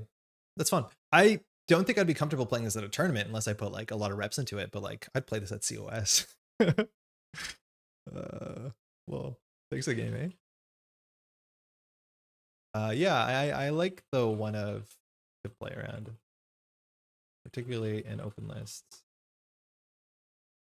Hosh could forever. Yeah, but she loses money. Thanks for the game, eh? That was really sick. What's the bottom of our deck? It's like, yeah, that sucks. A Madani and literally the 4 cards we need. Double DZ. And for what it's worth, sometimes second DZ is just more money, more problems. But that's the second DZ is the one I think you can consider Daywing. Like as soon as you have extra MU, you can always just like knick-knack, yeah, the DZ and be like, I'm fine. Because the third one will show up. Do you main Criminal Shaper Anarch? I know you mostly play Deck of the Week on stream, so I'm not sure what your mains are. I don't think I really have a main, but that's mostly because I don't play that much like competitive Netrunner. Like I largely just stream and do commentary and stuff like that. Back in the day, I was known mostly for playing Wayland and HB. Almost never played NBN. Didn't play a lot of Jinteki. I think I have good tournament results with Jinteki classically though. And then on the runner side, it's basically just not Shaper. Kind of Shaper's always been the joke. I enjoy Shaper when it's interesting, but like I would play the heck out of Max. I play the heck out of Geist. So Criminal and Anarch more than most. Hey, good game, Mether. Yeah, kind of sick. Could recommend it. Unfortunately, it's 11:41 because it took us so long to get out of Obtown. We did a terrible job, but I definitely want to play more of that. It's really good. We have a backup Unity? Yeah, we have backup of all breakers, so I'm not stressed. We have 2 Fractors, 2 Killers, 2 the other one, Decoder. So I'm not in too bad of a spot. Bringing the Gauss back was a play anyways because we can run down the Aket. Aket's cool. Gotta be a special kind of cycle to be a Shaper fan. I mean, the Shaper fans have always been like Shaper fans. I know so many people have been Shaper players for like ever. And like the Shaper play style has somewhat been consistent because everything is. Azimuth and Pile of Money is a start. The start was good. We mulliganed into a really good start. I think if I had the Hannah was cracked. That was the last piece that I really needed. Geez, free Hannah is just kind of good. Yeah, maybe we flip more next week. But next week is probably going to be ban list stuff. I don't know. The ban list usually drops on Friday, which is like just terrible for a Thursday night streamer. But we'll figure something out. Oh, ban list prediction. Yeah, we can do that first. Let's do a quick ban list prediction. I'm not going to do a good one. I think if I thought about it, we could probably get there. But let's do a quick ban list prediction. We'll just look through. That's a little hack. Drop the. It's supposed to come out on the 17th. I thought it was the 19th. What day of the week is the 17th? It's the 11th. Oh, that's actually good. That's a Wednesday? Today's the 11th, 12th, 13th, 14th. Yeah, it's a Wednesday. Yo, oh, NSG, thank you. Maybe the backroom deals will be out. That'd be sick. Mercury's guaranteed to get a hit to her kid. You think? Mercury's been doing okay in the last couple tournaments. It's like you can just touch cards. Yeah, but I don't think that's it. Z, standard, DC. Sort by faction. Okay, so there's always like the meme ban list, there's the competitive ban list, and there's like the what you'd hope ban list. Meme and what you hope are kind of the same. I'll shout out each card as we see them. Please feel free to I suspect no change since it's pre-Worlds. I suspect a small change. Worlds usually has a fun ban list change. It's almost always that there's been a ban list before Worlds where they've like mixed something up just so you have a weird meta to play into. Generally, Worlds classically has been a ban list to focus on fun and variety. That's just been the case. We've seen it before where they've unbanned things before Worlds. That's usually actually the time we get the most unbans, I think, classically, for no particular reason, I don't think. So we'll see. I wonder if Andre knows what it is, creator, advanced notice and all. No, I totally don't. If I did, I would not play this game. That's for sure. I'm expecting like one-ish cards. I don't we'll see. No shot HB eats any bans. So far so good. So far so good. False lead and that's it. I would be happy with that. So far so good. So far so good. Seems fine so far. You missed unbanned Vash on SMH. No, I'm good. All right, HB's fine. It made it. No changes. They banned Luminal. Would they dare ban the egg? No, I'd be very, very surprised. I think you could ban See How They Run. I think it's totally fine to ban See How They Run. I don't think anyone's asking for it, but if you could ban See How They Run, I think it'd be a big shift in not dying to cards on the table. Double ban Vacheron. 2 life sentences. Honor shit. Ban shitter. Just get rid of it. People shouldn't die to this shit. This doesn't make sense. The game shouldn't be like that. Regenesis. I could see it. I don't think Regenesis has been that cool recently, but like one part of Alco probably has to be challenged or all other corps have to be better. I think we're probably in all other corps have to be a better camp. If they really want to deal with Alco, just have less Alco, like not make it as much of the field as it is for Worlds. Like I could get it. I think they'd be happier just trying to make other things more interesting than bringing Alco down. I think if you do a small change to Alco, that's probably good. The problem is like the cards in Alco that are good are really good. Like getting rid of Regenesis kind of matters. Not that all the decks are playing Regenesis. Getting rid of Sting, don't want to do that. Printed an alt art. Getting rid of See How They Run. Yeah, I'm fine with that. I feel like this is not the sort of Netrunner people want to die to, which is just like don't play tech. Would love a Bladderwort ban. I'd be surprised. I kind of get it. I know Jeff has said this publicly before. Not that Jeff's on a ban list team, but like those sort of decks banning Hostile sooner than Bladderwort kind of makes them more fun. I get it that Bladderwort's like super frustrating. Like, don't get me wrong, it is, but it's also an interesting Netrunner card. It like genuinely is. 3 is like it's a bit expensive, but it's fine. It has good downsides to it. Like it's a card people don't like, but there's always gonna be cards you don't like, and like that's a kind of interesting one. Andre just doesn't like saying shitter. I don't, and I've now say it. I say it. I think FUT's not going to get banned. I don't think so. I think FUT is interesting. Also creates some like kind of problematic board states where there's just a FUT with 2 counters. You just functionally can't run. If you find a Fuji and it does 5 damage to you, like that's not going to be good for you. No way that you slice it. And those kind of become non-games, but I think luckily, at least at top tables, I haven't seen those non-games happen because both players are like forcing issues. But I think FUT probably survives this one. If there's one card here I think that has a chance is maybe Moonpool. That technically does hurt some other Jinteki decks that don't exist, but this card is like doing way too much. I think it's making the recursion engines of Alco, like it's making Alco not a downside, functionally an upside. And it just works so well with what Alco wants to do. It is like the card that is like holding up to see how they run combos. It's also going to get gross when people start putting stuff on traps. I don't know. I think Moonpool is like just such a busted, like probably one of the most busted cards in Netrunner. And people like busted cards. And I'm okay with a busted, interesting card. It's a fascinating card. I just don't like it when it's like, oh, never advance, see how they run, end of line, you die. Like that doesn't sit with me well. But you could deal with that probably a different way. I'd be so sad if Moonpool gets banned. Yeah, you have a really nice Moonpool, right? I don't know. FUT is killing but well designed. Yeah, I think so. I do think it does. Yeah, I've seen some non-games because of FUT, but like it just sometimes happens. Moonpool requires playing a bad agenda suite though. No, I don't think that the modern Alco decks are playing a bad agenda suite. I really don't think they are. I think we've seen some worse ones, but I don't know. Just ban Sting. Man, this card is cool. I still don't know what the numbers say, but don't ban that. We got some good art. What are you doing? Everything is fine. Tributary will stay banned. It's okay. An enemy ban, I don't like that one. I think this card's also kind of fascinating. It is technically a way to deal with Alco. It's a way that hits all damage decks. The Mitra deck doesn't exist as from what I've seen. I think an enemy is a really strong Alco piece, but like people are really teched for this, that this card's actually kind of underperforming to some extent. It's definitely still worth playing, and it is like 3 fires. It's really, really, really gross if it fires. Too many words and everybody's just not sure how much damage it does. I think it's like at least X. I just don't know what X is, but it's probably X. Maybe it's more than X. It's hard to tell. Alco stays. It's a cool ID. Very interesting. Tributary ban is one of the ways to address criminal representation. Imagine. It'd be so sick if they just unbanned Alco Tributary. You can start playing poetry and have fun. This is all fine. Then a Civic won't come back. Yeah, I don't know. That's okay. This is all fine. Okay, I honestly don't know. I'd have to think about it. But if they unban Bologna, my first thought would be like, ooh, that's not gonna be fun. But like, you gotta do something for NBN. NBN is just awful right now. In terms of what NBN is doing, it doesn't seem like it has more than one deck. And I think a lot of people, it's like a really divisive deck. I expected at Worlds because it seems like a deck that you can just like high roll a bit and win. And sometimes at Worlds, that's a great plan. But it's not a very skill expressive deck. It makes some really, actually, it's like weird. I wanted to really shit on Nebula, and I still think I will. I don't think there's any way to make that text make sense to me. But I did see some very exciting games at cons on stream. Like most of those games were really, really fun. Epiphany deck is decent, if not top tier. Yeah, kind of. I think if it was that good, I probably would have seen some players play it at cons. And I think I saw some players talk themselves out of it.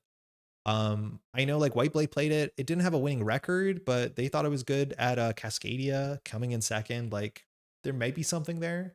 America's online cons was finally NBN free. Yeah, like if we come to that point. Why play NBN when you can play Alco and eat all the tempo you want?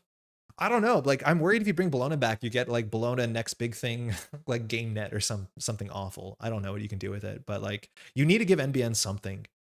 There's like no NBN scoring in a remote server. It's like literally Oppo research false leads the entire faction. I don't know if you can fix it with a ban list. Again, I think new cards is the thing I'd rather like sooner. I would like sooner than later. Obviously, that's very difficult, but we'll get there. Whiteblade played an EA Sports player plays. Jesus, I shouldn't have read that aloud. Is Whiteblade gonna eat a raw egg at Worlds? I don't know. Did they say that they needed to? I really don't want to steal Bolognas from the Nebula deck, but I do miss this classic Econ Warfare NBN list. Yeah, like that's the issue. Is like anything that you ban here just gets like it's interesting for the Nebula. Oh, put an R+. I guess we haven't looked at identities yet. I don't know if I want to do that, but ban Behold. Generally, yeah, ban Behold.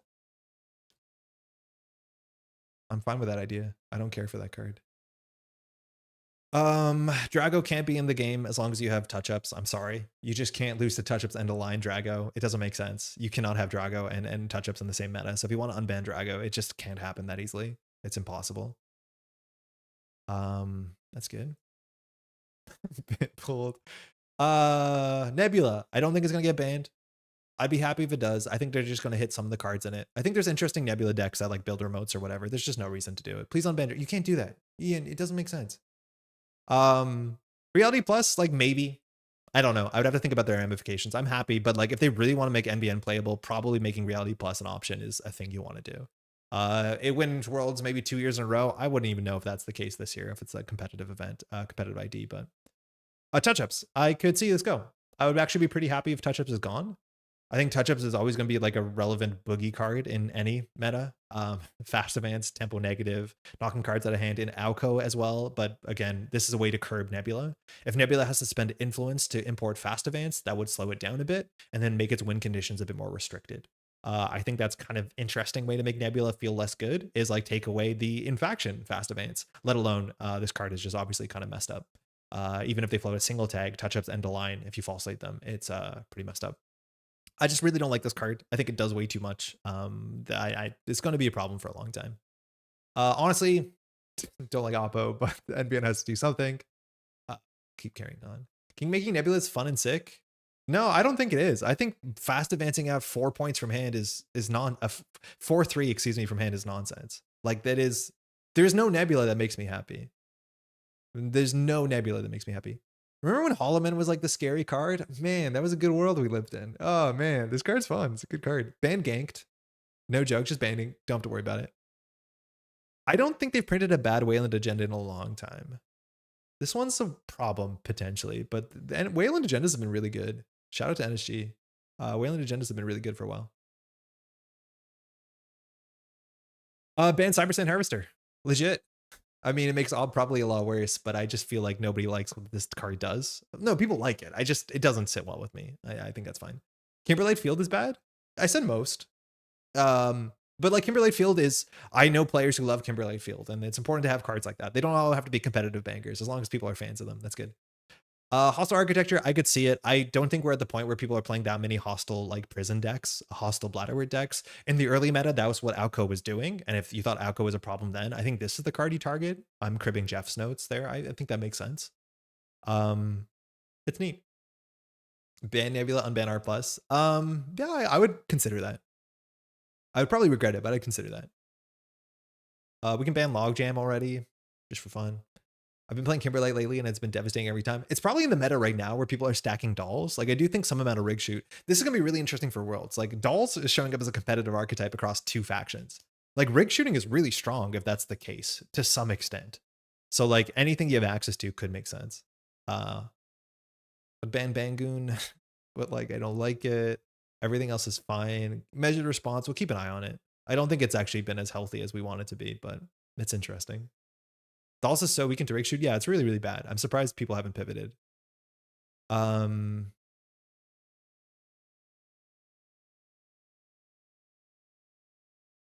Okay. We're almost there. False lead. Yeah, I could see it. I could see it going. It's about time. Every meta people hate this thing. It's the worst. It's the worst. Don't like false lead. I've never seen. Okay, I've seen 1 or 2 games where false lead's interesting. It usually causes your deck to be a Yu-Gi-Oh combo deck. With all due disrespect to Yu-Gi-Oh, Netrunner is different. It shouldn't be step 1 is fast events out of false lead. Like we have a couple decks competing in Continentals this season, also looking at like Big Deal Salvo, where step 1 is fast events out your winning piece, step 2 is win. I don't know. Maybe it used to be like that with AstroScript. I felt like it wasn't. But yeah, false lead is just mega unhealthy. I don't think it should be around. I'd be happy if it goes. I can be trusted with Kayambi Grid. No, you cannot. No one can.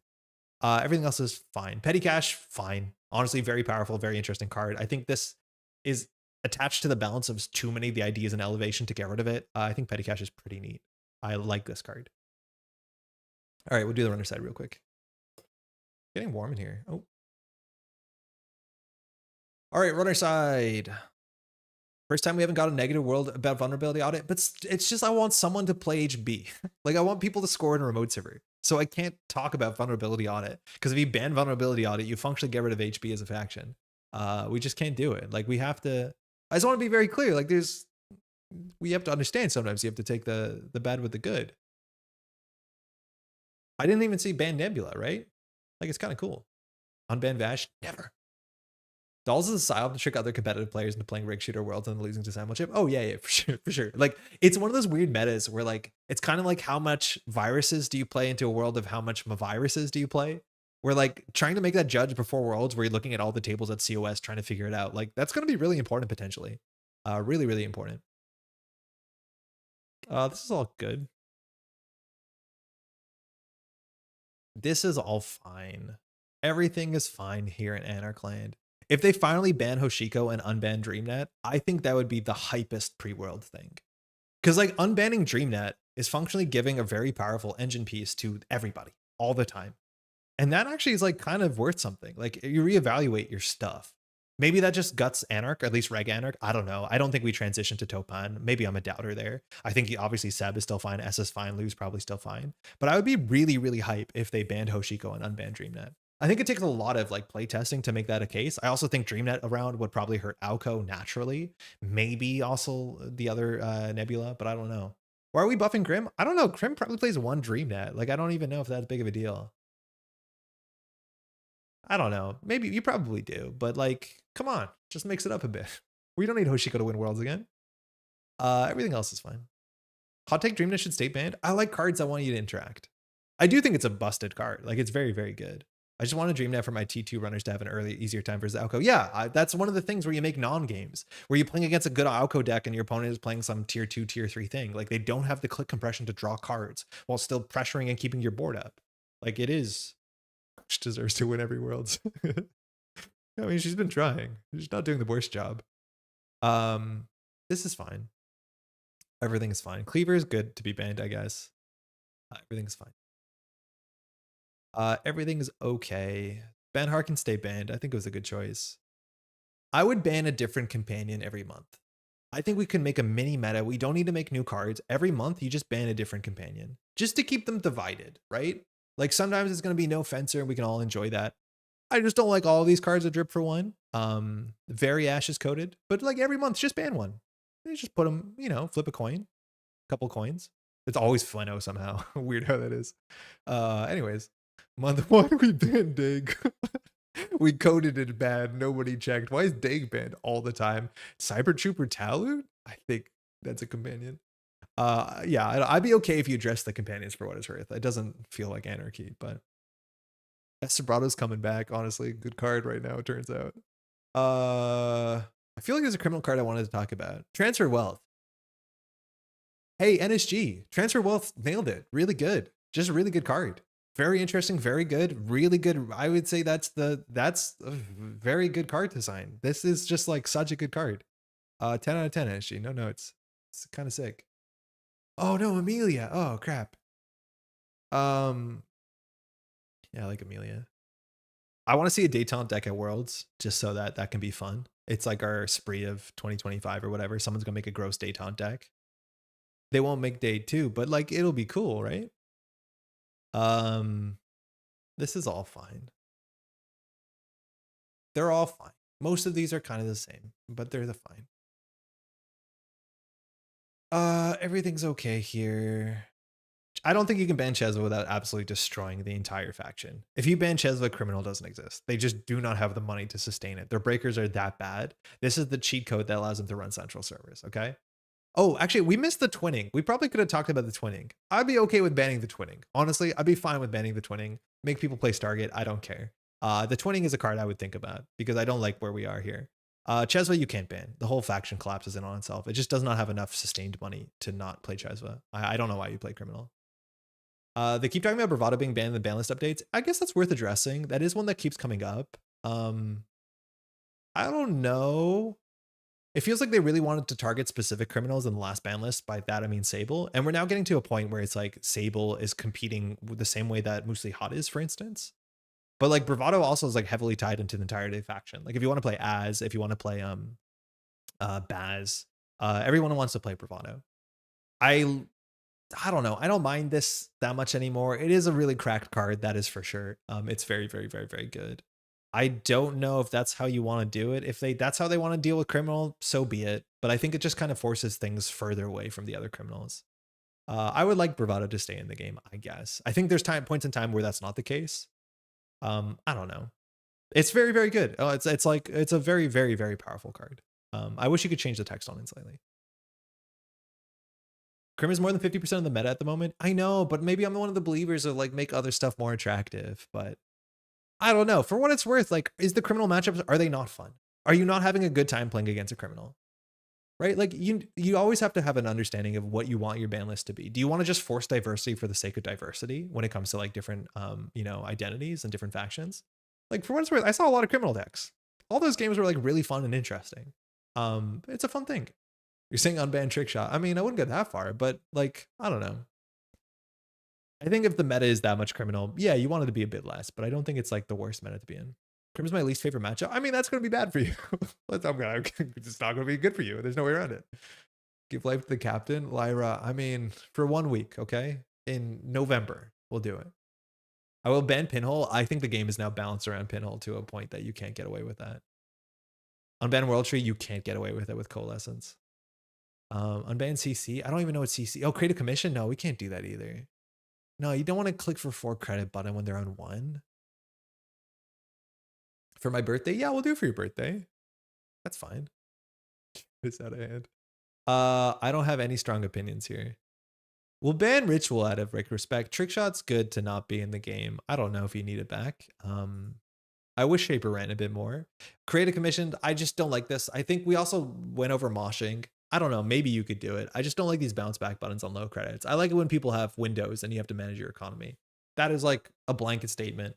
Whether moshing is a fun card, yeah, hell yeah, it is. And whether we lose card draw, like maybe if you ban Hoshiko, you can get moshing back because Anarch as a whole faction just loses card draw. I could see that. That could make sense. Like if you want to play Topon, like that's a nice way to force the steel skins out of hand. Not that they have another ability, but I could get that. How can we make the other factions more interesting? We can't unban cool cards. If you carve the meta in a certain way, you can, but it's very, very tricky to predict what that's going to be in a month. But yeah, you might have to unban something. I'm just not good at knowing what's on the ban list. I just don't think it's World Tree, right? Excuse me? Sure printed a lot of runner cards, huh? Oh man, I totally forgot about Lobisoming and Orca. We used to do that all the time. Is Rizeki too good? Yeah, well, probably yes. The idea is if Rizeki exists, games have to be relatively quickly. They have to be over quickly because you install your plus 15 credit card in a 16 to 17 turn game is going to be a problem for the corporation. And I think the game wants to move away from that and move away from the siege and move to something where it's a bit more up and down, right? Like think about Dewi, think about Knickknack, right? There's meant to be more kind of bursts and lulls as much as I guess Knickknack and Dewi are meant to be consistent over a long enough period of time. For that reason, which is like the reason that I don't like things like companions, is I think something that NSG just wants to move away from. That even if Rizeki seems to be healthy, I don't think it's the sort of netrunner that people kind of want to be going towards. Hey Seb, I don't know if this is Seb K Seb. World Tree is fine to unban for sure.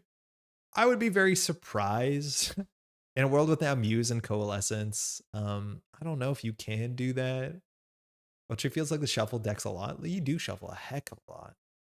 All measured decks just don't work with Rizeki. Yeah, exactly. Like just being up plus, you install that, you're up plus 10 credits in a 12 turn game. Like that's a problem for anything that cares about a late game. You just basically when Rizeki is good, corps have to win fast. That's it. As long as Cole is legal, I will tolerate no tree slander or downplay. Yeah, I don't know if you can unban Rizeki. Yeah, Cyber Troop is not a connection. What is with this World Tree unban man? I don't know. I think it's messed up. I think it's really, really good. Arasana, you play it. Ban SMC, unban trick shot. I think that might be a bit too drastic between the last two ban lists, but I would be interested to see it. I would be interested to see it for sure. I'm glad that Buffer Drive and Ashen are not super relevant in the meta right now. Buffer Drive is more so, but we only see a minor amount of Ashen decks, and I think that's probably pretty good. That's it, really. Unban Rizeki, unrotate 419. I ascend boldly to heaven. Actually, go look at the World Tree deck and look at how many cards the deck aren't banned or rotated. It lost everything then other than coal. I don't know. I don't think it exactly works like that, right? Like the ability to have a deck that just like sets up consistently from inside of itself cheaply on tempo is gonna be an issue almost regardless of what the card pool is. Like Muse Coalescence helps, that's for sure. I think KK is a bit anti-synergistic. At least you can sell the tree when you're done. But I just don't see a world in which the card that allows you to tutor cards from your deck and install them for free is going to be not a problem. And it just creates more games in which the game becomes the same more consistently, right? Like if this thing was cheaper and had power counters on it, and every time you used a power counter, something like that, right? Like where you had to make decisions. Not that you're not making decisions, but you know what I mean? Set up there's no Doom Rig at the moment? Sure, there's a Doom Rig. Yeah, Echelon, Unity, you can go get your Game Dragon. You go get your you can set up your Rising Tide consistently by getting all your factors in the bin. There's definitely a Doom Rig. Like right now, Shaper is a bit more reflexive of what they get, and I think that's probably good for the game overall. At least that's my guess. But I don't know. I don't think you want this card. This card's messed up. I wouldn't be sad to see it for a month for Worlds, but I think overall, the longer this is around, the more that the game breaks around it. It's so much worse than the Turbine Rig. Yeah, but it's better than what you got now, right? Like, it's the same thing with Rizeki. I put one card on the table that has put you on the Doom clock. We just don't have a card exactly like that in the game, I don't think. World Street. Avery Chief does going. Yeah, I don't know. I honestly don't know what you do here. Like, I'm assuming the high level play is like make Criminal less good, make Anarch not Hoshiko, make Shaper run a bit more. Like, I think those are the high level ideas that people would abstractly want. And then it's like, make me not upset about Nebula, make Alco slightly less good, give a reason to play NBN, and then like HB's whatever, it's fine, it's doing okay. I think that's kind of what you want to get out of the ban list, and I think you have a lot of options there. By a lot of options, I mean like ban false lead and call it a day. I wasn't playing when World Tree was a thing, but I want to unban because I adore the art. It's a really, really good art, and I'm very happy that was on the volunteer playmat either in Barcelona or San Francisco. I think in Barcelona because San Francisco was Coalescence. Make Shaper run more? Not like that. What caused them to ban Cyberdeck Sandbox? Actually, that's an interesting card to think of. Like, I think I just went over that without talking about it. Card's really good. I actually think it's a card you could consider unbanning. I'm glad that you shouted that out. I think right now, one of the problems I have with the meta is that there's still no scoring corpse. Like, there's almost no corpse that score in the sort of like way that you're taught how Netrunner works, which doesn't have to be the way that Netrunner is. But it's a mixture of like the agendas not feeling that great all the time. Sometimes you just don't have all the pieces together. Cyber Sandbox was gross because it gives you 4 credits when you score it. When you score the second, it gives you 8 credits. Every time they run into a virus, you get 4 credits. If you now res your white space, it's 4 credits. It's only first time per turn, but it's just like one of the best neutral agendas to the point that it became ubiquitous and it was seeing more play than in-faction agendas. Anytime that the in-faction agendas are being pushed out by the neutral agendas, that's probably an issue. And we've seen so many throughout the years of cards like that that just become the card that now becomes it shows up in like 80 to 90% of the decks because it's just that good of a neutral card. And that's when you want to kind of clamp down to like force some diversity. NABD contract is another one. Flu didn't ever get banned out, but it did get restricted. Same with NABD contract. But anytime a neutral agenda is just too good, it can show up everywhere. And when it shows up everywhere, it becomes a bit frustrating. With Mavirus, it'd be quite silly. It's quite silly. It's only first time a turn. But yeah, it's a very good agenda. And honestly, like, I think this card is just a bit too good. You can maybe change the numbers on it, but I wouldn't be super upset if they gave like a really good agenda you could score out. But I think at the end of the day, Ob would just score this out with a triple Mavirus deck and do something pretty gross. Yeah. Like, I want a Shaper deck where the economy is not dependent on how many times the ways I can play Coalescence. Changeling, I totally agree with you. And I think that's just a card pool problem. Like, it feels like Shaper right now has one economy engine, and it's just install your programs. Whether you're environmental or knickknack or selling your programs with the one that has a music note on it. The art is from an era? Yeah, it's Asher's art. This one's kind of fun, though. This is a fun Crumpler one, because you got Darwin and Medium and people watching them as they fight out in a pit. Like, it's kind of cool. For what it's worth, too, that This card also just like totally at the time shut down certain matchups where like the entirety of the criminal faction was somewhat reliant on Amakua. And so having this card that you played that just kind of wiped the game while giving you 4 credits while snowballing forward didn't seem to be too healthy either. And so viruses kind of just disappeared. We're at the point where like viruses still exist, but they're not super ubiquitous. So maybe this would be less impactful in terms of its text itself. They do stack, by the way. So the next one you score gives you 8 if you purge, and they purge when you score them. I don't know. Honestly, it's not the wildest thing to consider. The card is cracked though. But if you want to give like another agenda to the thing is like, I don't actually think scoring HB wants this over other agenda suites. Like Off-World Office is fine. ADT is actually okay, but they're largely playing more 3-pointers than anything else right now. Like I don't know if that changes it to have another tempo positive agenda. Maybe this helps like I don't even know if this helps anyone. Like mid-range Glacier Jinteki is probably still playing some 5-3s and prio negations and stuff and off-worlds. Like I don't even know if they play this over that. Maybe I'm wrong. Maybe you can just play enough of viruses. It's good. Scoring Op plays it easily. Yeah, Scoring Op plays it for sure. I think Scoring Op would really like it. I don't think you have to help it. Fly Swatter with this is silly. Yeah, it's pretty good with Fly Swatter. For what it's worth, just watch out. Cyber Sandbox is only the first time. So like if they hit up Fly Swatter, hit up a virus, you don't get 8 credits. But yeah, imagine resing up Fly Swatter and getting 8 credits. Yeah, you can score more than one. They stack. So you could res a Fly Swatter and gain 8. So that like that's powerful. That's for sure. It's pretty good. Play your Sandstones again. Not a bad card in the meta right now, I don't think. Not the worst. Anyways, that's my guess. I don't know. Honestly, I think those are all options. If there's something we missed, I'll be surprised. Oh, by the way, last thing, Banscape Net. I can't believe there's so many cards I want to talk about, and I scroll through the list slowly and forget about them. Just get rid of this. This is not gonna, it's gonna help criminals. But like, just get rid of this. I'm gonna say Yu-Gi-Oh again. Why is this in the game? This shouldn't exist. Is anyone playing 4-2s that are not just fast advancing though? Yeah, for sure. Well, we can show. But yeah, 4-2s are getting some amount of play. Some NBN acid decks are playing 4-2s they can play. That's good. Op is playing 4-2s that they're fast advancing with. HB decks, we'll see what Rennie has here. Is probably playing Architect Deployment Test. Some play Off-World Office. Some are just playing as few agendas and playing 5-3s. But you're actually kind of right. See how they run a 4-2 that wins the game? They're the least popular they've been in a long time. Am I crazy for liking the ScapeNet art? I mean, it's subjective. Not my favorite. Andre's banlist ban everything that hurts Crim, unban DreamNet, meticulously sculpting the oops all Crim meta. I mean, they're fun games. What do you want? Does Crim get a sick alt art? I forget. It's Greasing, Rising Tide. Shit. Is there like a cool Crim alt art to be able to like force the meta?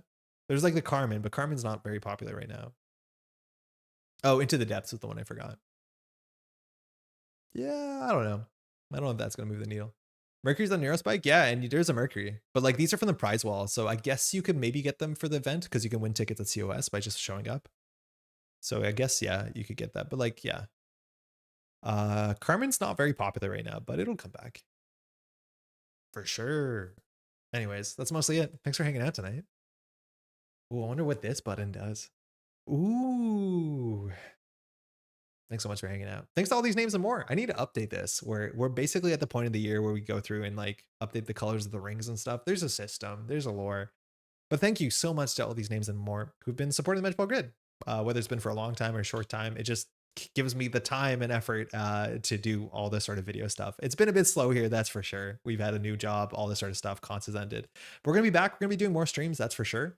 Probably after the ban list comes out, we'll be picking it up and doing a lot of fair bit of testing. We have some cool streams planned where like to prepare for World's commentary, Eric is gonna be joining from Neon Static. We're just gonna do a commentary stream and commentate jnet games with consent, just to practice commentary, which is gonna be really quite fun. If you want to support the channel, you can find a link in the description. There's a huge shout out to all the Daily Cast patrons as well. Oh, we had a new Daily Cast patron just the other day. Let me find the name out because I had to get a new phone because I just got a new phone and it broke and I got another new phone. Shout out to Joe Koo. Thank you so much for supporting the channel. The change did happen. Yeah, I thought it would happen a while ago and then it didn't for some reason. I don't know why. It was meant to happen last week. Thanks for the stream. Super helpful in learning the game. Tito, thank you for the kind words. If you have any questions, if you're a newer player, you're getting to the game right now. It's a really exciting time to get into the game, but please ask questions in the comments, stuff like that. Either I respond or other folks in the community respond. So if you ever have questions, it's an intimidating game. So please ask questions. Also, if you want to take a second just to leave a like on the video, that helps in the algorithm. It's super easy and it's free. And that's also nice. I think that's mostly it. This weekend, there is no organized play that I'm aware of. Continentals is over, so take a breath, take a rest. You can watch out. You can watch, mind you, all the VODs. There's like weekends and weekends. Every weekend, there's been a good VOD to watch on Null Signal Games' channel. I think that's mostly it. I think that's it. Yeah, bullshit. Thanks a lot. Of course. Hey, thanks for dropping by. We'll be back next Thursday. We're going to do some more streams at some other times, but we'll wait for the new ban list for that. Take care, y'all. Night.